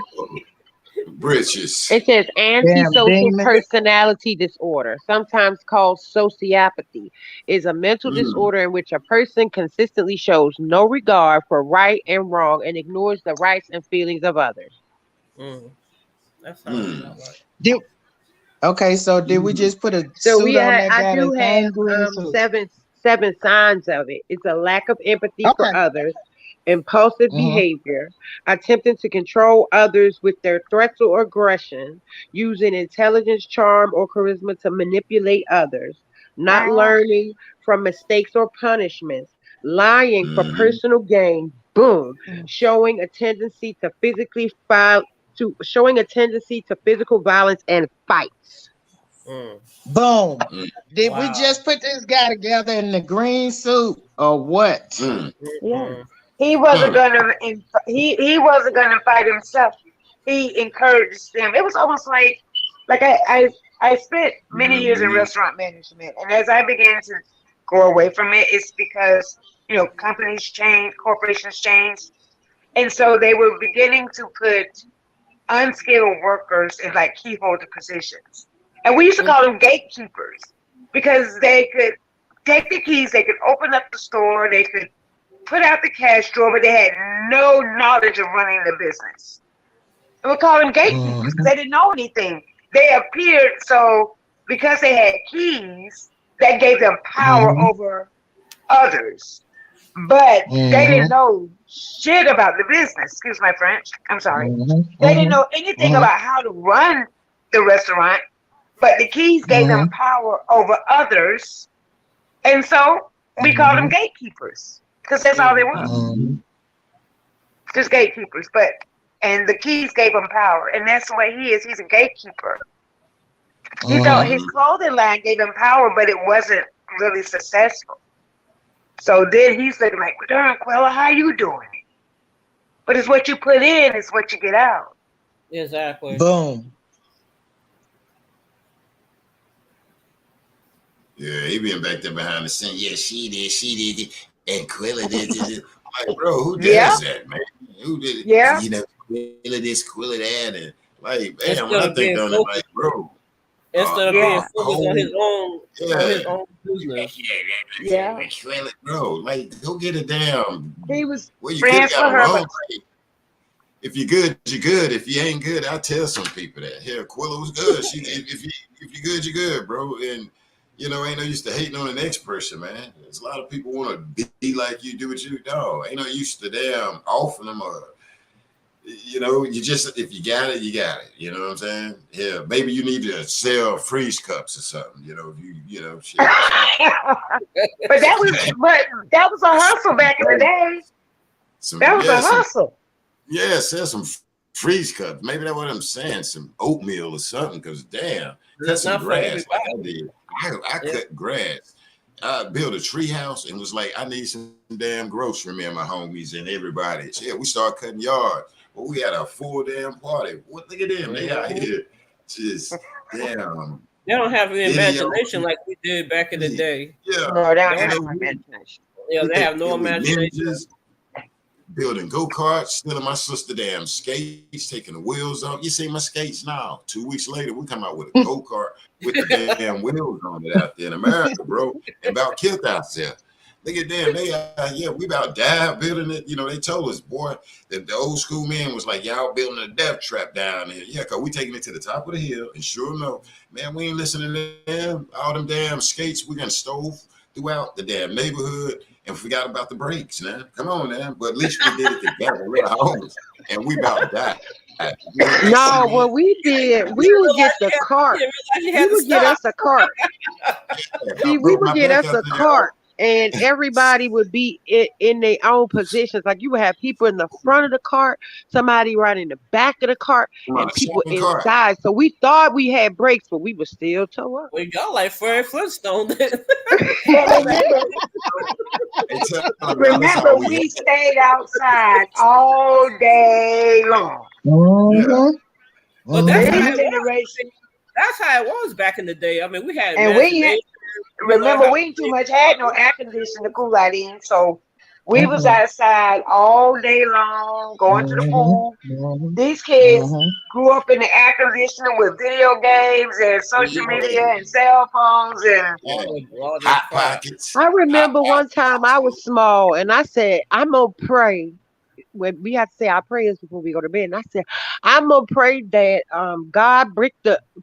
tomorrow God will break the street lights. And my grandmother fell out because when the street lights came on, that was like, shoo, game over. Game over. Yeah, the street light. I got caught by the street lights. We got a kid to make them go out. Yeah, we used to be little devilish stuff out there, man. Yeah, I got caught by those street lights a few times. Sure did. But hey, guys, it was fun for me. I got to roll out because I have an early morning, but it was my pleasure speaking with all of you guys. And, you know, I'll see you guys again soon. All right, have a good night. Okay, you have a good night. All right, guys. Yeah, all right, y'all I got too. 10-17. Okay, I got 10-17, and I'm going to shut down at 10:30. But, man, I love this. And we can talk about old school. Yeah, I went out there playing with matches, thought I was slick, and went right in and took my daddy's matches off the damn thing like he ain't gonna know. Went out there with my wood in the fence, and they watched me and went out there and whipped me out of it. No, it wasn't child abuse. Them switches whipped me out of the woods. And then when I came out of there, y'all, I'm all switched up. My mama got me. And my granddad, here's the other one. My daddy sitting there looking, your mama told me what you did, boy. Okay. You ain't going to the baseball game. You ain't going to the wrestling. Because back then we had damn wrestling. Dusty Rhodes, Jimmy Snooker, remember? And I'm on the phone, granddaddy, oh, God, what can I do now? What can I come over there? Yeah, don't come up. Yeah, come on over here. But yeah, man, like, he used to break me down on the phone, man. And those were good. Those were good times back then. Those were good times. Good prize And times. you better not ask for no money for the ice cream man the next day because it was getting split up between everybody that was Yeah, good the day before. yeah, the ice. Oh, the ice cream back then. And damn, what was that ice cream? The little push up when it went like a rocket. What Oh was it? yeah, Red? yeah. The sherbet. Boy. Well, but they Mm-hmm. call And them get a push-ups, paint, right? boy. Boy, yes, Mhm. yes, yes. That's good time. And then to get a paint, boy, I thought you had to be an adult. Damn, he got butter pecan. He got the paint. Like his mom love him. You know what I'm saying? He cleaned his room. That was Yeah. good fun. So these kids, they don't know how to do that. They don't, and mine included. I thought my kids had. I thought I had Mhm. got them past that, but no, they right in there with the. So I just shake my Yeah. head. Yeah, man. You know, and you go to tell him though, cause my son, he go to look at me like I'm old, man, boy. My daughter be trying to show the concern, dad, like right, but Yeah, she yeah. listen to me more than him though. History, anything. My daughter, that hey, my little princess, she be the one. She be on it, and she used to come home, Dad. Guess you was telling me about this. She used to come home from high school. Guess what the kid said? And I knew a generation was changing. She'd been there, be like, man, they said that, something about slavery. Right. Teacher it'd be, and I'd be looking at her like, for real? Like, damn, generation changing like that, y'all. Well, they tell me, boy, these little kids is very vocal. That's one thing I learned in these last couple of years in Yeah, school. they be tell. Yeah, mine's are like that. Yeah, Yeah, they very yeah. vocal. She But I come, I'm raised like, mine well, with fear. I raised mine with straight fear. mm-hmm, They know I did not play the radio. I was a mm-hmm. single mom, Yeah. so I had to do what I had to do. Yeah, my daughter ain't have a cell phone in Mhm. high school, and she used to be. I need that, man. You ain't get no phone, no boyfriend, or nothing. And I raised her that way. I raised her where she didn't think about a boyfriend and cell Right. phones. And right at the end, you know what I'm saying? Because I used to tell her, you got all your life. Some of her friends, hey, don't pay that no attention, girl. You got your whole life. I used to tell her. I used to be like, you got your whole life. But as a dad, I used to Mhm. make sure I did stuff. I ain't just sit around. We stayed at the beach out of town. We made sure I did stuff, and so Right. that's another thing, But yeah. And Cabo 6, yeah, they need to turn their balls in if they listen to this. And ain't nobody trying to pick on you, but no, what I say and what we're But I saying is blame no the way for parents. this alcohol poisoning. No deal. I blame the parents too because who if that was my child and I knew they was into something, Man. the fear of God. My foot would be so Oh strong in their man. behind, it'd be coming out Mm-hmm. upside their mouth. if you Yeah, don't get and I'll be hurt. if you don't get and tell them people what happened. Yeah, like bro, like go ahead. Like we can't walk around with this, bro. I mean, I can't get jumped on Mm-mm. all these Like people. all that I fear. seen a son and daddy get jumped on. Hell no, And you bro. I old and seen, look. I don't know what y'all. I'm old too. I can't be doing all that stress. yeah, man. I Well, I had seen a a heart daddy and his attack. son get jumped on, but like, and I just be like, nah, bro. I have to keep my damn kidney poker, man. Hell no. Right. Yeah, gotta get. We old school, Don't get Yeah. mace, and don't get the last resort. Now, come on now. We'll say Khalil Cook was the best friend. Nah, he wasn't the best friend, but That's where that go? sad. That's really Khalil Cook sad. was really. And then he made that video of her laying in that hammock. That was the creepiest thing I ever saw. Now that was creepy. Yeah, I said, "Oh my yeah, god!" I said, "Did they plan to do that?" yeah. Even if she I was, know. it's like you standing over, like. I mean, if she either way, Mm. yeah, Well, hey, that's what bothered me so much. How did she not move when he was doing that? She didn't look up and say, she She didn't was smile. asleep. She didn't. She But yeah. was the asleep. point being, if you're in there and Mhm, you around people that you really don't, have You got that the vibe. menu for, is one thing. mhm, She wasn't in her bed. She was out and about in a hammock. So how is it that she was so out of it around them in a common area like that she didn't even hear? She mhm, didn't say or nothing. Like what, boy? I'm only reason why I'm asking is because I'm going off for me. Or you go to walk through, I feel you. I feel your feet under me. And then I'm thinking, okay, mhm. well, maybe because it was all that brick and all that cement and ceramics under them. But at the same time, he had his light on his phone. So how did that it just? I'm asking not to condemn her, but I'm asking because for me, some of that stuff would have made me react. She probably was And I tired. was If asking, she have the did any business of y'all that she think? have, and she work as hard as that you have to work to have that type of business and stuff with that she had, she probably was tired. They said she Right. traveled You a lot. saying, She do a yeah, lot she of was cruise beat. ships. Yeah. She do modeling, Mm-hmm. so when she on vacation, she be on vacation. And Right. that's I what I get what can you're saying. understand. How you gonna go on vacation and fight? Who the hell does that? Yeah, I get what you're saying. Mm-hmm. Yeah. Yeah, damn. She probably was tired from that flight. And Yeah, okay. working hard. She trying to make it happen. All them jealous, ignorant ass mofos. Mm-hmm. Yeah, Yeah. like bro. Yeah. You say alcohol pour. Nah, bro. How she get dressed then? We don't know. Like, bro, come on, y'all is doing the most, man. Like, You know so how she something get else that's dressed? bothering me real bad? Why is nobody's even addressing the fact that the doctor said, I mean, like maybe she didn't notice the bruises or whatever on Shanquella because of her Mm-hmm. complexion. Yeah, But they was there saying are something about Mexican people that are way darker than that. her. That's right. Uh-huh. Way. Mm-hmm. So you mean to tell me as a doctor you can't notice a bruise because you ain't only. I mean, As a she ain't all doctor. that dog. If she was black and blue, Right. That's I what can I'm see saying. that. Why didn't the doctor notice it? Why is everybody like, oh, okay, well, maybe she didn't notice it? You a damn lie. Or Oh they no, just she noticed it. I believe they killed that girl early in the morning, like everybody said. That last Yeah.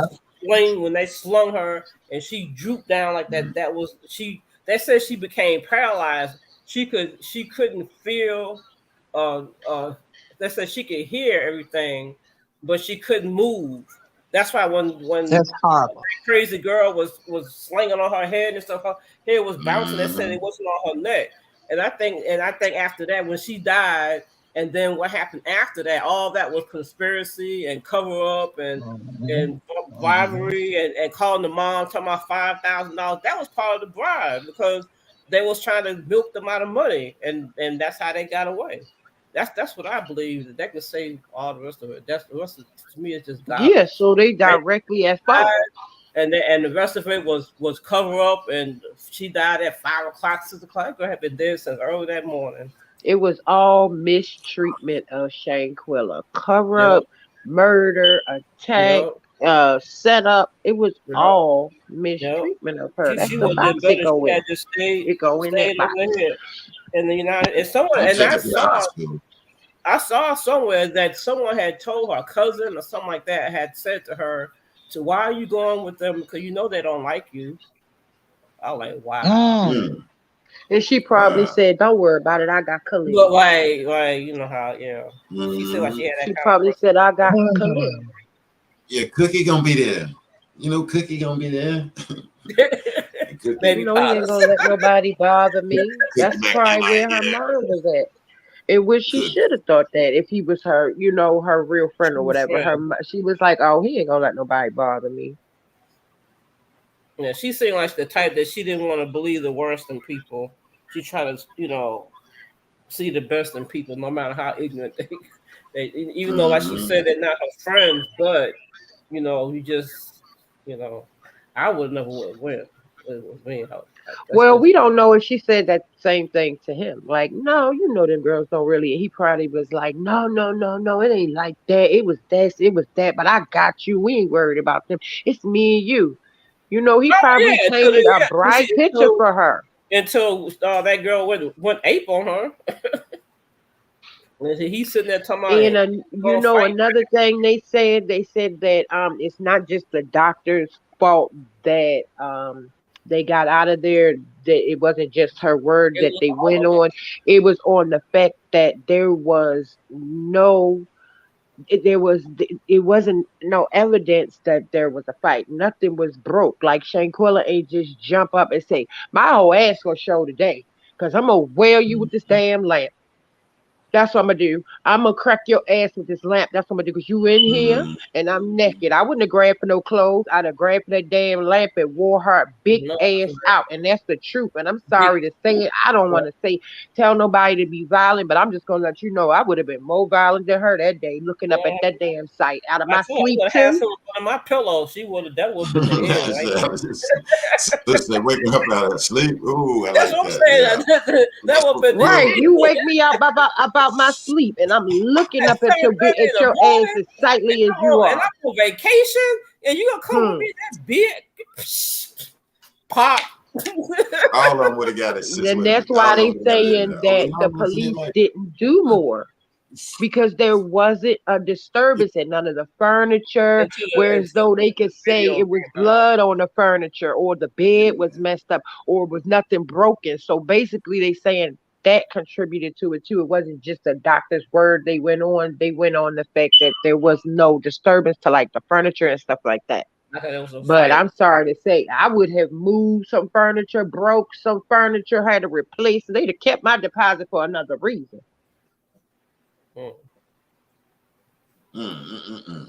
Yeah, I would have to move. That's sad. That's really sad. What happened at the house? Black, and been trying to explain that. Man, I didn't know. Try to explain that to me. What happened to my sister, bro? Like, huh? Nah, bro. I mean, man.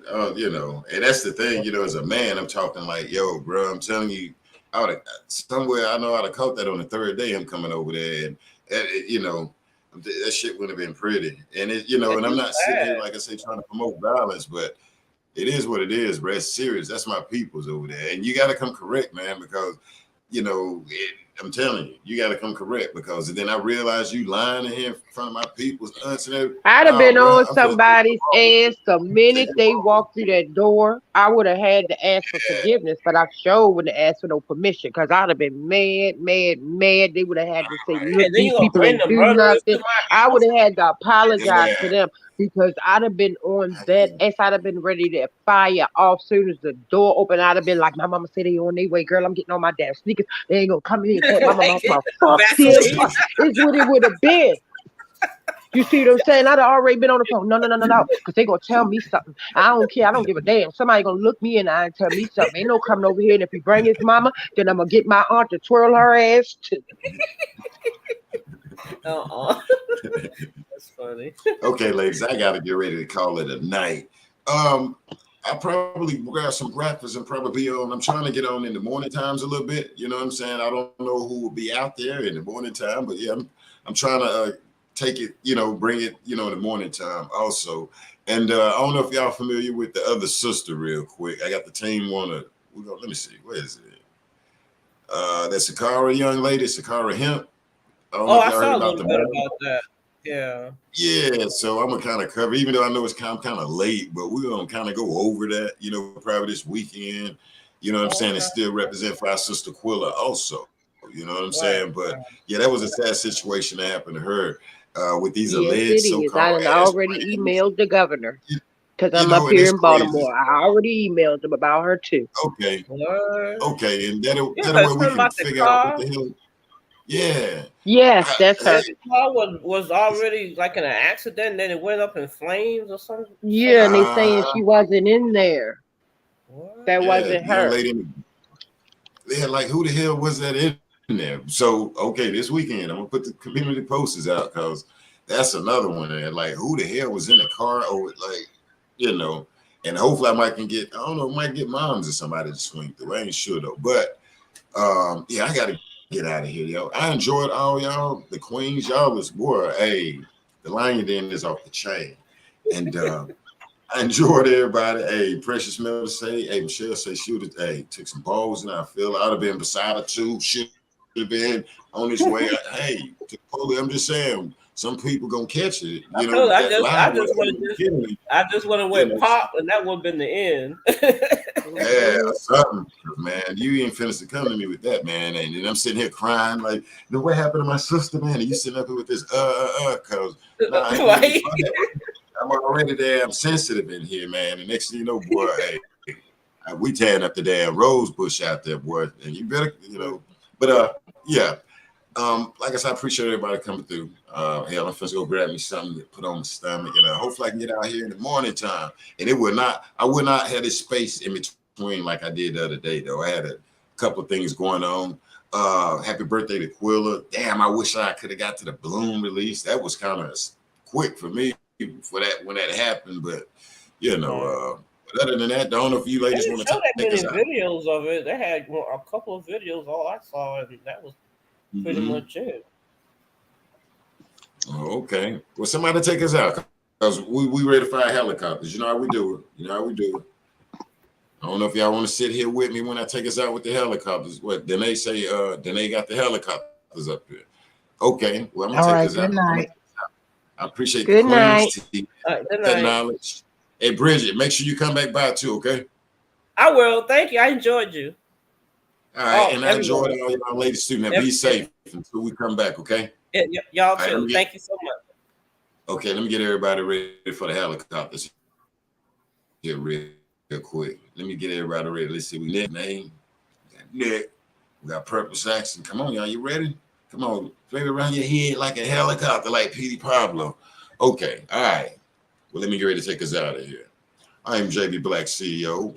And to Cabo 6, make sure you turn on your balls to the nearest gas station out here in America. We don't want you over here, and we're going to ride out on the damn jet, on a helicopter on y'all out here. And America can't stand y'all. You're going to win over there to my alcohol poison. We say no damn deal. Turn your balls in. Turn your damn fishing lights in. Go out there, take your damn alternator off your car and turn it in. Y'all don't deserve alternators or nothing sitting here like, I ain't done nothing. They talking about us. Hell yeah, I went over there and left Quilla. Y'all come back in the front of the plane, Quilla come back in the cargo. Hell no. Us old school people is taking your damn balls verbally till we see some damn justice. Other than that, I'm gonna get up out of here. TS, hey, check this out. You be safe out there in America, Queen. And you burnt it up. Look at the little puppy right there. I'm gonna get my name next time I come back. I'm out. I'm gonna have one. Good night.